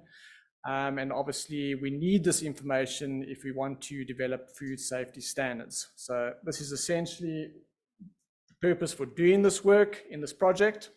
And that was to determine the nutritional value and the potential food safety risks of these 3 kelp species that we've been talking about today, for Eclonia, Macrocystis, and Laminaria. And this is specifically for the use as food for humans and animals. So I'm just going to quickly jump back a little bit, and I'm going to look at some of the highlights from our phase 1 and phase 2 components of the work that we did. Some of you might not have heard this. And the reason why I want to talk about this briefly as well is because what I'm really going to focus on later on in my talk today is just talking more about the food safety aspects. But just in terms of the nutritional value, what we did initially when we started the project was we collected these 3 species from the Komiki area just outside of Cape Town. And we did a full nutritional analysis of these seaweeds. And what we found from this is that these seaweeds are a very good source of protein. They are very high in fiber and they have a very high mineral content. And in fact, what we found is that they had very high levels of elements like iron, zinc, aluminium, sodium, and potassium, as well as manganese. And but besides that, these, as I mentioned earlier on, the seaweeds can also extract other metals from the environment, and they also had high contents of aluminium, arsenic, cadmium, lead, and mercury, with some of these compounds being slightly above the maximum regulatory limits that have been set currently by the European Union, but I'll touch on that a little bit later when I look at some of our more recent data in more detail. They also have a very high iodine content, with the levels being highest in Laminaria, followed by Eclonia, and followed by Macrocystis. But these concentrations were in line with what we find with all other kelp species that have been analyzed sort of globally. And what you find with a lot of these compounds is that one can actually reduce the concentration of these compounds just with simple processing. So something as simple as blanching your seaweeds, for example, which is commonly done when people are preparing and eating seaweeds, can significantly reduce the concentration of a lot of these compounds. And in fact, things like iodine, for example, can be reduced by as much as 60% by simply just blanching the seaweed. All right, the other interesting thing is that they have quite a variable fatty acid content across the different species, monounsaturated fatty acids being greater than the polyunsaturated fatty acids. And although the lipid content in these seaweeds is generally quite low, it is low for most seaweed species, what we did find from this work is that they actually have quite a good omega-3 content. And a very nice way of looking at this is looking at the level of these compounds that you would get from eating a 5-gram portion of these seaweeds. And this is looking at the contribution towards your recommended daily intake of these omega-3 fatty acids. And when you look at it like this, you can see that if you eat as little as 5 grams of either Eclonia, Laminaria, or Macrocystis, you can get between 10 and 13% of your recommended daily intake of this particular fatty acid. And this is quite comparable to what we see with a lot of other marine species. And I think one also needs to note that when you're looking at this figure on the right-hand side here, that this is looking at a 100-gram portion, whereas in this instance here, you're looking at a 5-gram portion. So they actually are a very good source of not only omega-3s, but a variety of other minerals. So that analysis that we did initially was on wild collected samples that we collected from the Kommetjie area. And as I mentioned in my initial slide, the content of these compounds can vary quite a bit from area to area. So it was very important for us to now go and have a look at Saldanha Bay area and see what the nutritional value is of the seaweeds grown in this area, in that particular area, and also what are the potential food safety risks of the seaweeds in that particular area. So for this, we did two things. We collected wild seaweeds that occurred in the area. So we collected Laminaria just outside here at Dull Rock, which is to the right here. We collected some Eclonia, which was in Big Bay area close to Club Mykonos. And then at the end of the growing season last year, from the work that Notpla had been doing in the bay, we also collected some of the cultivated macrocystis off the rafts and off the long lines. And for each of these, we collected about 10 kilograms of wet material. Some of this material was kept fresh and immediately went to the laboratories, and we did a microbial analysis on that. Whereas the remainder of that was immediately dried and then processed for a variety of other food safety tests. And these included analysis for things like pesticides and polycyclic aromatic hydrocarbons, tetra through to octochlorinated dioxins and furans, dioxins and dioxin-like PCBs, and then we obviously also looked at a range of heavy metals. All right, so just looking quickly at some of the data from the heavy metals, we found that the arsenic content was highest in the macrocystis, followed by the Eclonia, then followed by the Laminaria. This is what we found as well in the wild collected samples that we analyzed. This value that we got for all three of these species exceeded the maximum limit that has been set by the European Union, but you've got to remember that this is your total arsenic concentration. So as most of you might know, you get inorganic and organic arsenic, and inorganic arsenic is the toxic form. And when we actually look at the levels of the inorganic arsenic, we find that that falls well below the regulatory limits. So it's very important for one to look at speciation when you're looking at a lot of these compounds. Cadmium was also quite high in the seaweeds that we analyzed, with concentrations ranging from as little as 0.01 micrograms per mole up to 9.8. And again, these values exceeded the maximum levels that are being currently recommended by the European Union. But of course, this all depends on what you want to do with your products that you are collecting. So if one is using, for example, seaweeds as a food supplement that is made exclusively from seaweeds, then you can see that these levels of those compounds can be effectively higher. And in this case, if we had to do that, it'll be safe to use it for those purposes. Overall, for all of the seaweed samples that we analyzed, we found that arsenic was greater than cadmium, followed by lead and by mercury. And this again is what we found in some of the wild samples that we analyzed. And in most instances, the concentrations that we found in our seaweeds all fall within the ranges of what others have found for kelp species. And then for the mercury and the lead, in both these instances, the concentrations were below the regulatory limits that are currently being set by the European Union. Then we looked, as I mentioned earlier on, at a range of other chemical hazards. So for all of these samples, we analyzed for more than 30 polyfluorinated alkaline substances, 19 PCBs, 17 polychlorinated dibenzodioxins and furans, 10 PAHs, and more than 900 organochlorine pesticides. So if we look first at the polyfluorinated alkaline substances, only 4 out of the 30 of these tested compounds were actually detected in the seaweeds that we looked at. I've given the concentration ranges here, but for many of these compounds, you'll find that there isn't actually any regulatory limits for these compounds. So globally, actually looking at food safety risks and things like that, there isn't really standards in most countries yet. And that's, again, emphasizes the importance for starting to look at these compounds. Looking at the dioxins and the dioxin-like PCBs, 16 out of the 19 PCBs were detected, but the concentrations were fairly low. And then there is actually another standard that people are actually looking at when I was browsing through the literature, and that is your limit that is being set by the United States EPA Integrated Risk Information System database. And if we look at those values of around 8 micrograms per kilogram of these compounds, more than 99% of the PCBs that we analyzed in this study fell below that level.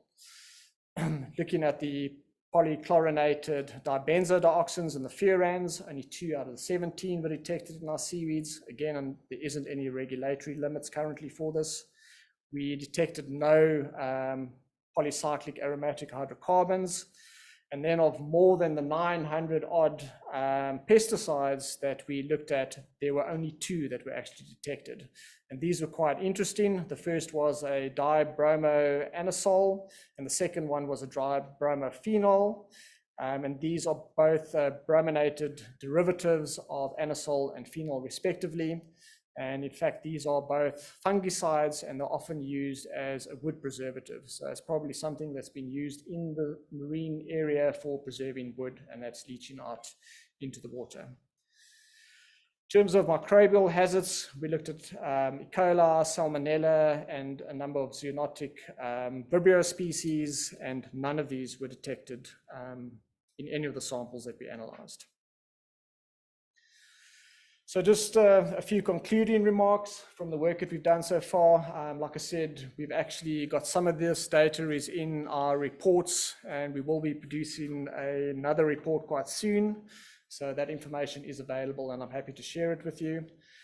But just briefly looking at benefits again, seaweeds are rich in minerals, they're rich in dietary fiber. For the kelps, these range from 35 to 60%. They are a good source of protein. And on the samples that we analyzed, we detected between 10 and 20% protein. They also have beneficial amino acids, which is why it makes them very good as food and feed supplements. They are a good source of fatty acids. As I showed you, EPA and DHA for kelps represented between 10 and 13% of the recommended daily intake of these fatty acids. And this is from eating as little as a 5-gram portion of these seaweeds. And then, of course, as we know, seaweeds have a range of other benefits. But as I've mentioned, there are some risks. There are elevated heavy metals, and this could potentially hinder the full nutritional potential of these seaweeds. So you might not be able to eat more of them for this reason on a daily basis. All the kelps in this instance exceeded the maximum limit for cadmium and total arsenic. But as I told you before, I think it's very important to look at the speciation. And when we do look at that, for example, with the arsenic, the inorganic levels are actually very low and well below those maximum limits. So in terms of what next, we do need to do more analysis on seaweeds so we can get a better understanding of what the nutritional value is and what the potential food safety risks are of these seaweeds. And that's it from our side. Thanks.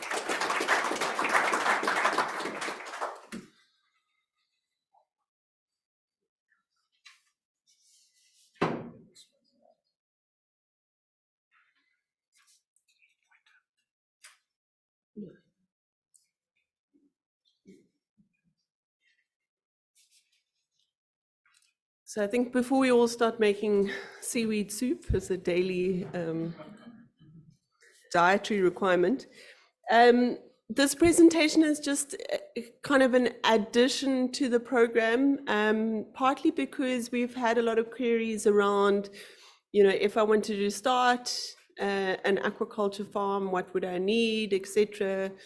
I think it's been clear that in terms of the kelp specifically, there's ongoing data collection and ongoing information that's required in terms of the commercial aspect of it. But this is just to give you kind of a high-level overview of what the policy entails around starting a sea-based aquaculture farm. It might be slightly different if you started a freshwater farm or a land-based farm. So I kind of broken it down into a few key things. So you would need access to water or land access, either through a lease or ownership. You would need some form of environmental authorization. So either you have to do your own environmental impact assessment, or you would start within an aquaculture development zone where we've done the environmental assessment upfront. Once you have those, you would apply for marine right. Obviously, from a financial thing, you would need operational funds for things like salary, boat, lease feed, food safety costs. It's not extensive, but I'm flagging some of the key ones that I've picked up from industry, which are important. We've also done some financial feasibility studies on some of these industries, and those reports are available on the existing industry. I'm not talking about the kelp, but to give you an idea what the kind of costs that it entails. We need funds for CapEx. There are potential funding agencies that can support you, but often that support is generally limited on a CapEx side, not so much on an operational side. So operational funds remains kind of one of those key challenges. You would need access to a processing facility, either your own processing facility or a third party. And then a key is obviously the market, which is in essence why with this project, we've been looking at all aspects at the same time and not just being focused on the biological research and data gathering, but also trying to look at the value chain and the value chain analysis so that we look at all of them holistically. So in terms of water space, if you are within a national port, in terms of the jurisdictions of any Transnet National Ports Authority, that could be Saldanha Bay, Algoa Bay, Mossel Bay, then you need a lease from them. They go through a competitive process. After Operation Pakisa and our discussion with them, it used to be a 10-year lease. It's now a 15-year lease. We aligned it with the duration of a marine right. They require business plan, various other things. There's currently an advert out for some water space in Saldanha Bay. I think it closes the beginning of April. And after it may not be relevant to Kelp, but after the EIA that we've done in the zone in Algoa Bay, there will be most likely an advertisement of water space there. So that goes through its own competitive process. Generally, what they'll issue you is a letter of award so that you can use that letter of award. You have 6 months to get your marine right so that you don't have an issue between your marine right and granting of your lease. So that's the advert that I spoke about from Transnet that they have advertised. Environmental authorization, there are various different activities around aquaculture that can trigger environmental authorization. It can take 6 to 8 months to complete in best case scenario. There are a lot of things that can delay it. Often it's appeals process, your public comment period, or if your environmental assessment practitioner hasn't followed all the required steps, hasn't done all the required analysis and assessments.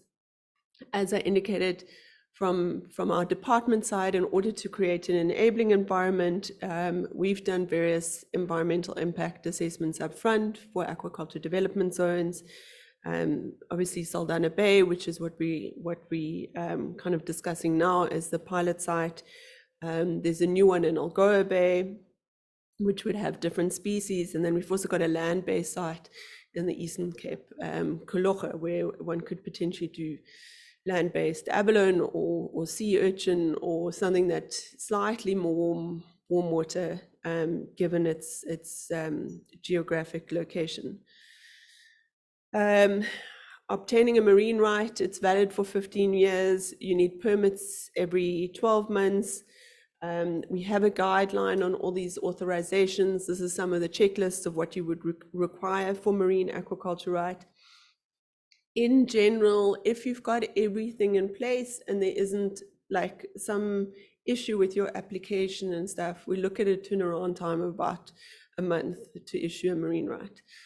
Obviously, if you're doing something totally new or new species or something that hasn't been seen, there might be additional information that's required. But that's the gist of a marine aquaculture right. This is to give you an indication of the different precincts that are involved in the aquaculture development zone. Let me see if I can get this pointer. Okay. Okay, so that's Big Bay. We've already discussed at the moment the experiments are happening in Small Bay. We'd like to do some additional data collection in Big Bay. It may have differences in terms of currents and turnover. And these are what we call Outer Bay North and Outer Bay South. And Small Bay is generally already pretty subscribed in terms of existing farmers that have been farming there for years. Big Bay and Outer Bay North, you need slightly different infrastructure to be able to access it and use it, and the costs are also different in terms of boat time and harvesting time, given the level of exposure. You can look at this in your own time, but this gives the number of available, or not the total area of hectares in each of those different areas, and how much is allocated to the different species. There is a limitation on where you can do finfish. There's a small site within Big Bay that you can do finfish, or in Outer Bay North and Outer Bay South. If you do start within Saldanha Bay, as an example, even though there is an environmental authorization, you as an operator would need to comply with various things, which may include a baseline assessment below your specific site, and an individual environmental management program. So you're responsible for certain activities that are farm-based.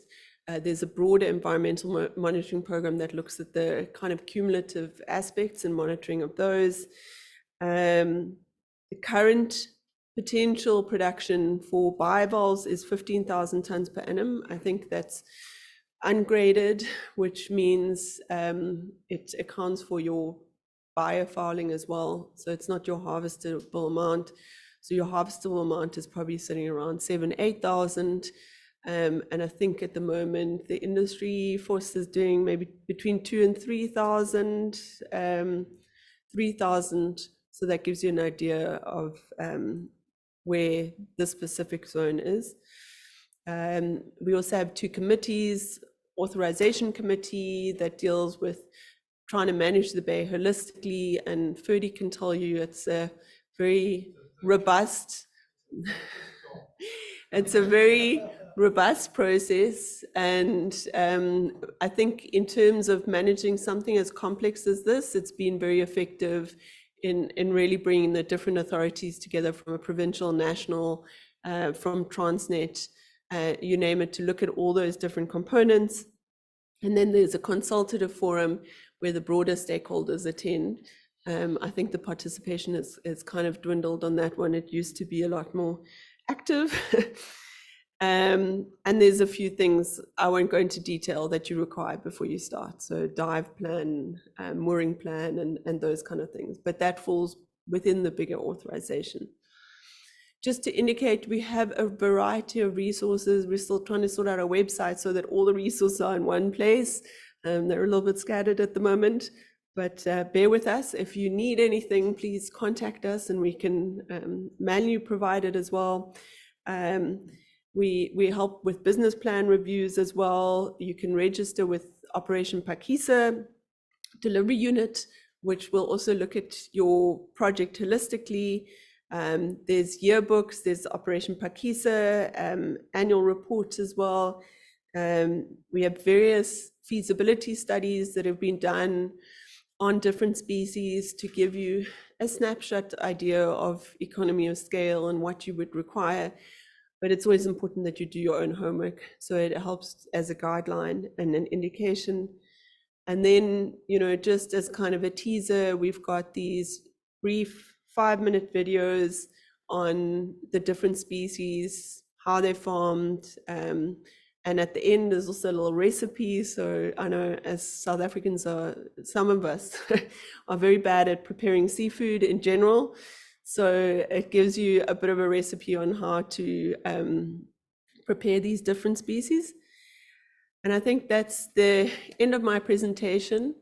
In terms of policy things, as I indicated, getting a lease space within National Ports Authority is fairly straightforward, albeit a competitive process. We are engaging our legals in terms of the process that you would follow outside of a Transnet National Ports Authority and how we can do that. It's obviously open water space, so it would need to go through a competitive process. And we're looking at how we can use the Marine Living Resource Act in that way to make it potentially accessible, but it is a bit more complicated. So it's something we're trying to address upfront. And as I said, that's where the science policy interface helps in terms of this project, where we're trying to unblock things before they become a problem later on. Thank you.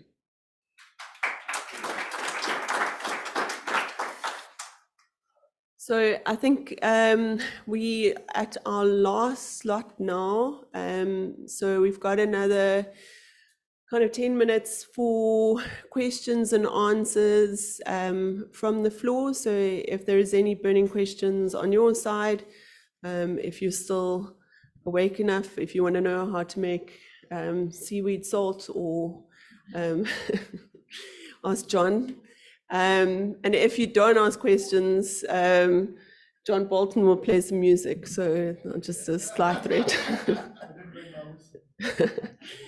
Okay, hang on a second. I'm just thinking in terms of, okay, so maybe Force, you wanted to go first, then we'll go down past the mic this way.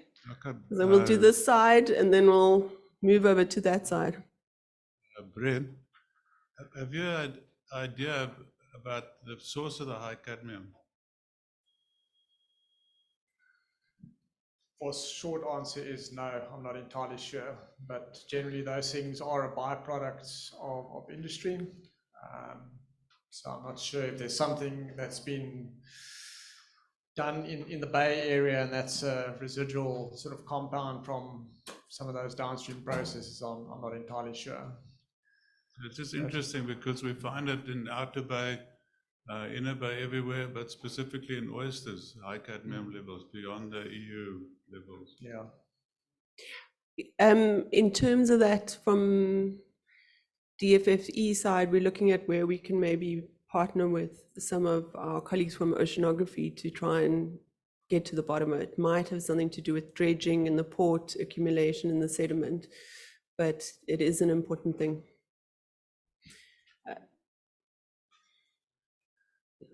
Wait, okay. One for Brett and one for you. Brett, is there any sort of, or have you looked at, say, for example, the age of the kelp and the concentration of heavy metals?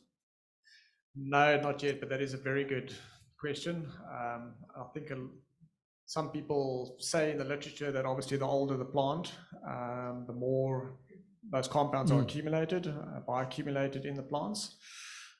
So I'm not too sure. We don't have enough data from what we've done so far. So for example, if I look at what I just presented to you now, we had composite samples of 2 species in the area and another 1 composite sample of the cultivated material. And what we found in general is that Macrocystis, for example, tends to accumulate more of these compounds than the other 2 species.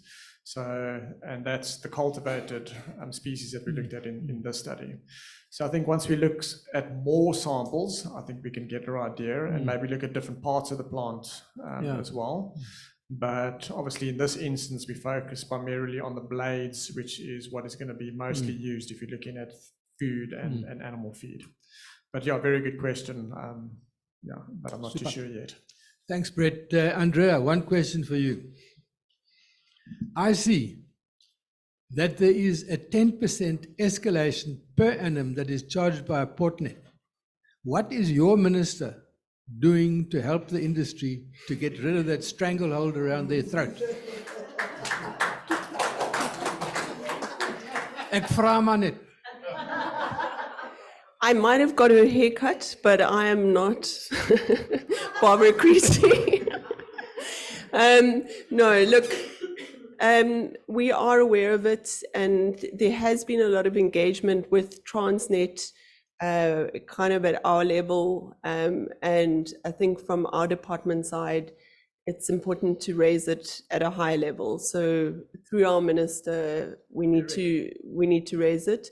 It has been an ongoing discussion over the years, but I think at the moment it's become more important than it was previously. But it has to happen, I think, at a slightly higher level, given where Transnet is in terms of their mandate and various things. Thank you, Andrea, because I was wondering, what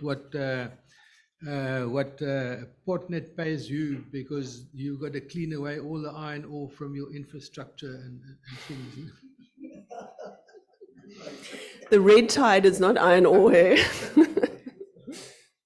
Yes. Okay, thank you. I think Professor Hecht is actually touching on a very contentious issue. And I wanted to say, hey, let's vote for Professor Hecht as president. So we need to cut down on that cost. My question is specifically to the Professor Bolton, who's speaking about all this phytosanitary requirements and stuff. For me, it's a little worrying because I think Professor Hecht also touched on it. There is no regulatory framework currently in South Africa. And if we want to commercialize this specific commodity, I suppose there should be now already people moving in the way of trying to see, starting to write the codex, etc., to have sort of a SA gap, I want to say, in terms of cultivation of kelp.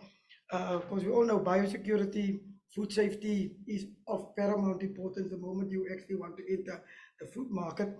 And yeah, for us also then as new entrants into the industry, it will be nice to know if there's a gap so they can know, and when I'm talking about good aquaculture practice, if there's a gap that actually guides us in terms of the major must and your minor must. That's what we normally talk in global gap, the major must and the minor must. So is there currently movement towards SA gap in terms of that? Sorry, that question I think was for me, correct? No, Mr. Bolton. Okay, no, 100%. But yes, a very good question, and that's exactly why we've started to do some of the work now and preempt some of those things. So as I mentioned, there is a lack of information on what's going on in our local seaweeds. So that's why we're starting to collect some of the data, looking at some of the wild collector seaweeds, because obviously there is a lot of people collecting wild seaweeds and starting to use that as in restaurants for human consumption, and obviously looking at the cultivated seaweeds. And then at the same time, what we've also done is we've already initiated a process now with our national regulator of compulsory specifications in order to start developing what's the correct word? A standard basically for seaweeds, and that process does take a while, but like I said, we have initiated that process, and they'll put together the relevant committees, start looking at what information is available and start to develop that standard. And I think we're hoping that it would cover wild caught and farmed, so that it would make more market opportunities for small scale as well, or commercial guys in terms of the food industry, because technically, yeah, I know people are consuming it, but there aren't any food safety standards associated with it, which is not. Yeah, well, maybe just limit how much you eat. And it'll cover all seaweeds, it's not just kelps. Yeah. So. Just a follow-up question to that though, Brett. I think you've said this to me before. There are ways in terms of how you process it that would reduce some of those risks. So I think we must just keep that in mind. So it is to inform you, but you can do certain processing methods that would reduce the risk from a human There's consumption. quite a bit in the literature already on that, and I'm happy to send you some stuff. But obviously, all of that information needs to be taken into consideration, obviously, when you develop those sorts of standards. So. Okay, we've got a few more minutes for 2 more minutes this side and then online. Okay. My question's also to Brett. Brett, a lot of the work that I'm doing at the moment is up in the Northern Cape. The Richterveld area is historically known for a lot of the diamond mining that's happened there over the years. Have you done any sampling of the Kelp along that diamond coast? Because it'd be really interesting to see what the heavy metal count is due to these diamond mining practices. I don't know if a lot of dredging has happened, but it would be hugely beneficial, maybe even within my work that I'm doing, is to if with your assistance, to try and test for the heavy metals. Yeah, no, excellent question. Firstly, just to answer your question, no, we haven't looked at anything on that side. We've basically focused on what we're doing at the moment now in the bay and stuff linked directly to the project. As I mentioned, yeah, different localities with different contaminants in that environment is most certainly going to affect what's been bioaccumulated by the seaweeds. I think a big thing with all of these things is just cost. Doing these analysis, as most of you in the industry will know, is not cheap. So I think for some of those compounds, it's not too bad, but obviously there is still a high cost. Food safety, on the other hand, just looking at the number of compounds that we initially screened for is exorbitantly expensive. And obviously, as we move forward, we gather more information, I think we can streamline those processes now and start focusing on the compounds that seem to be quite important.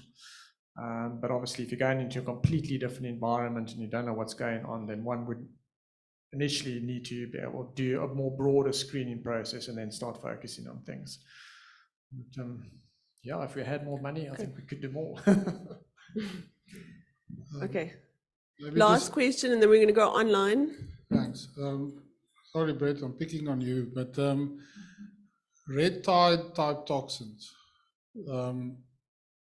How are we seeing that? The reason I'm asking is those of us that are in this development space, you will get somebody at least 3 or 4 times a year asking you, can they farm abalone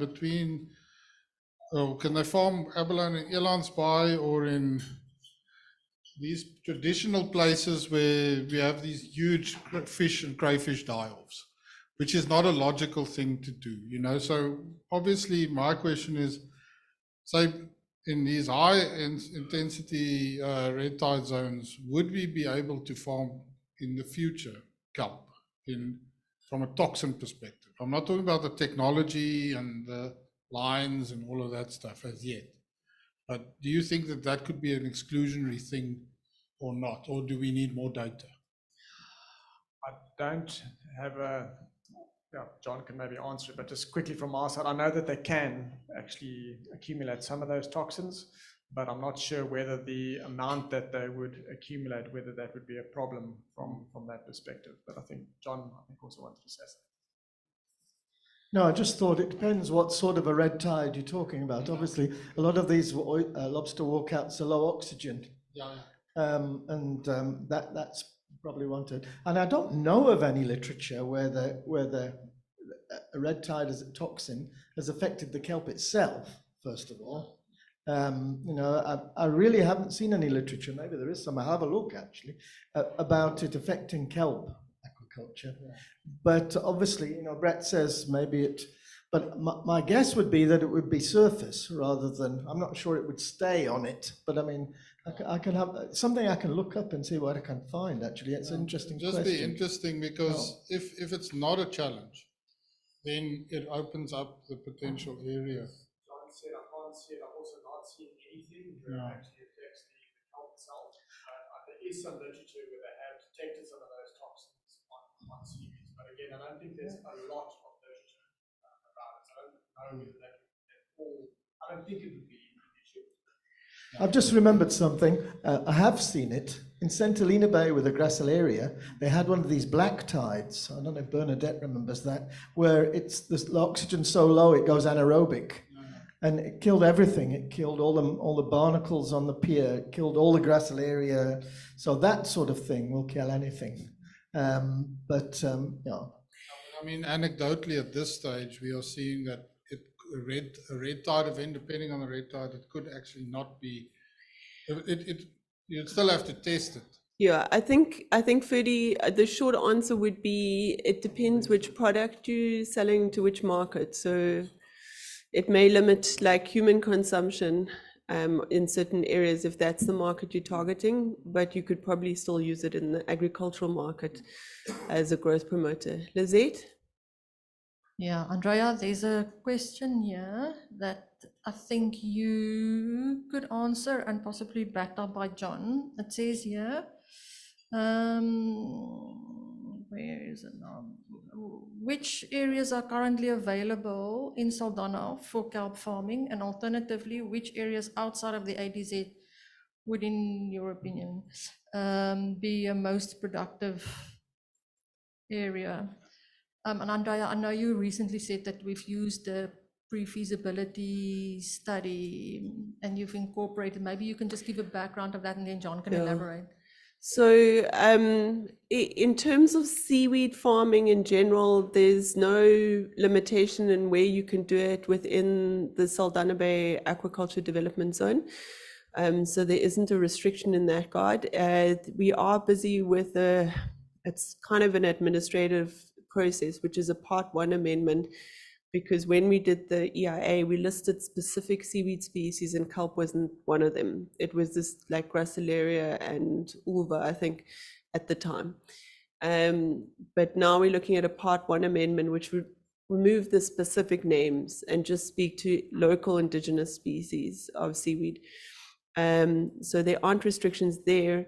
The pre-feasibility study identified potential areas that you can farm kelp, and we have already incorporated that into the marine spatial planning exercise that's happening, so that those areas are already contained there, and we already look at potential spatial conflicts around it, and that those are gazetted for comment.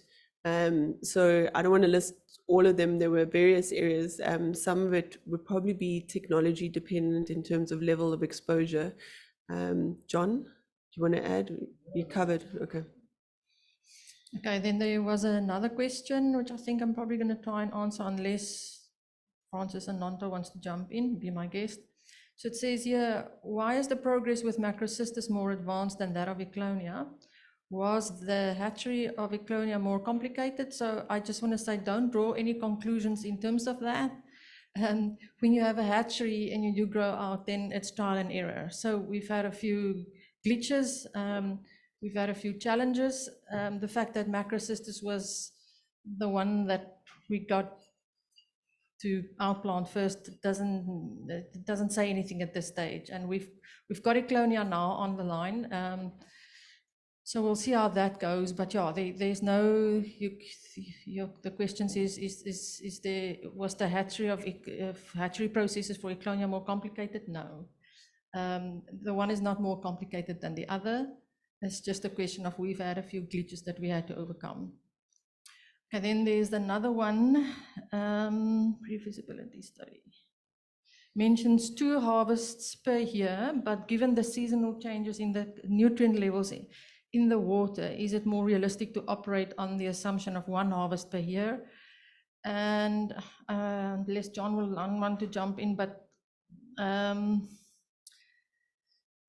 we don't really have a proper answer for that yet, because we are busy gathering data. And I just want to see who asked this. So this is Peter, and I think he is interested in Eclonia. So Peter, I think you're going to have to wait for that answer. Can so I say something, is it? Yeah, sure.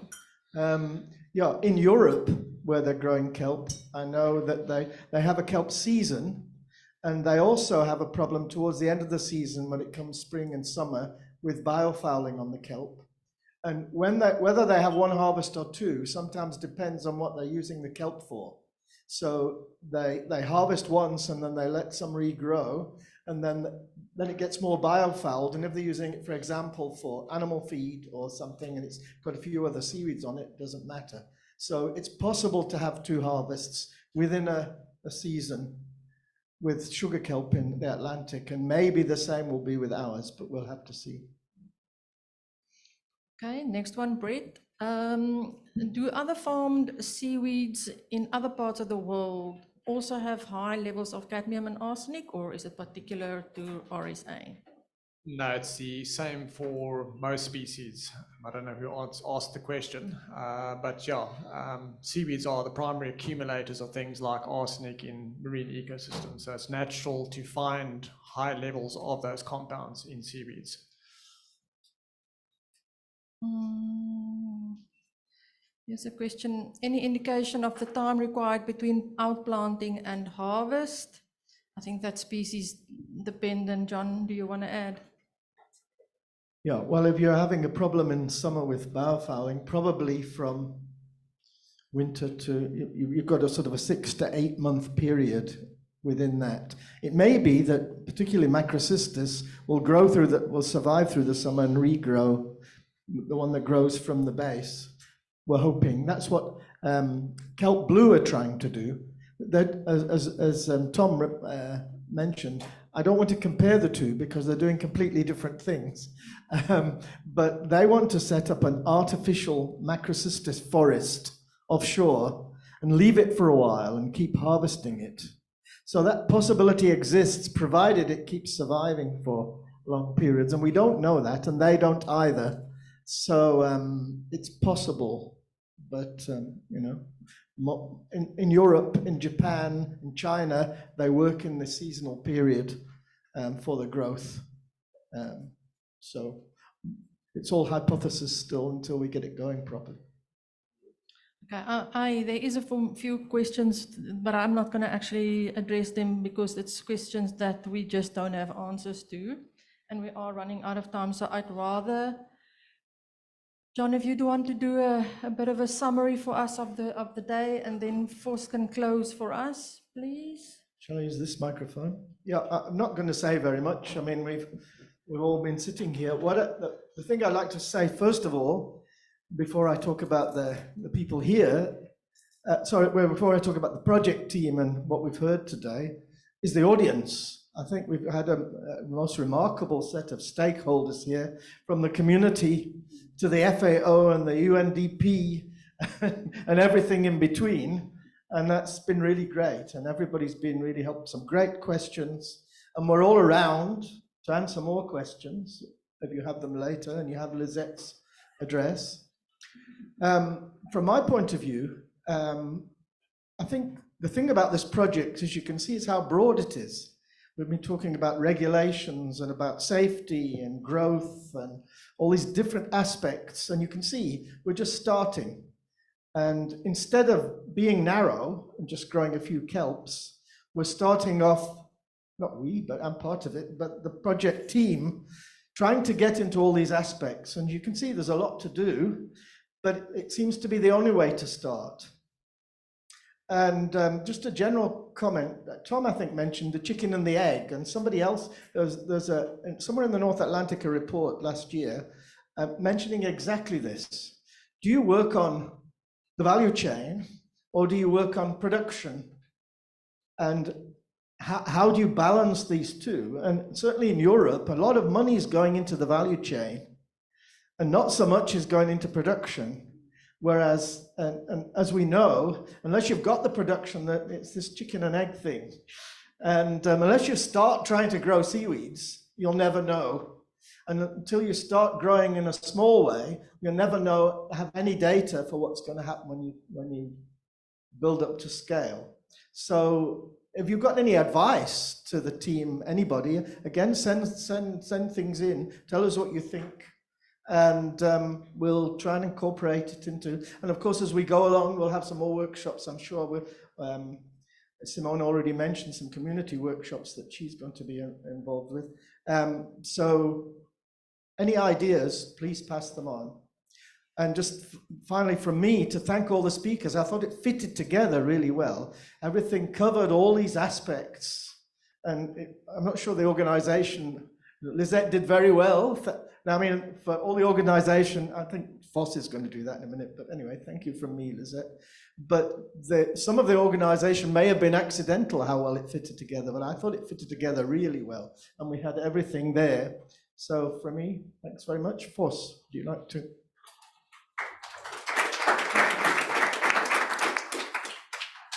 Thanks.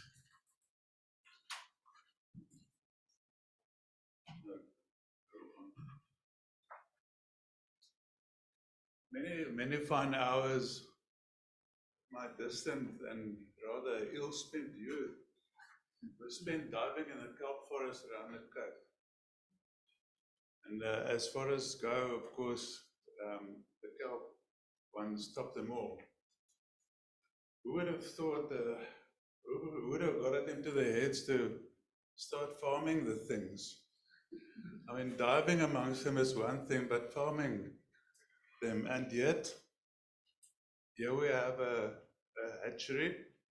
It's a fledgling hatchery, and it's supplying a kelp plantation, a fledgling kelp plantation. But there we have it. Last year, in total, I think, Brett, somewhere around 30 kilograms of kelp was harvested from the Nantes long lines. And be warned, it's a long way to go. It's still very early days. But dare we think or wish for 30 tons of kelp so that we can have a nibble at the market? I want to thank Francis and Nonto for you spearheading this lot. Thank you very much for your hours and your dedication that you put in there. And of course, you stand on the shoulders of the likes of John Bolton, Brett Macey, colleagues. Thank you to the clever guys. And then Lisette for keeping the show on the road. Thanks very much. And then lastly, it's of course about money. In their absence, Kristen and the FCDO, without their generous contribution and deep purse, we wouldn't be talking here today. Thank you. We finished for the day, I think.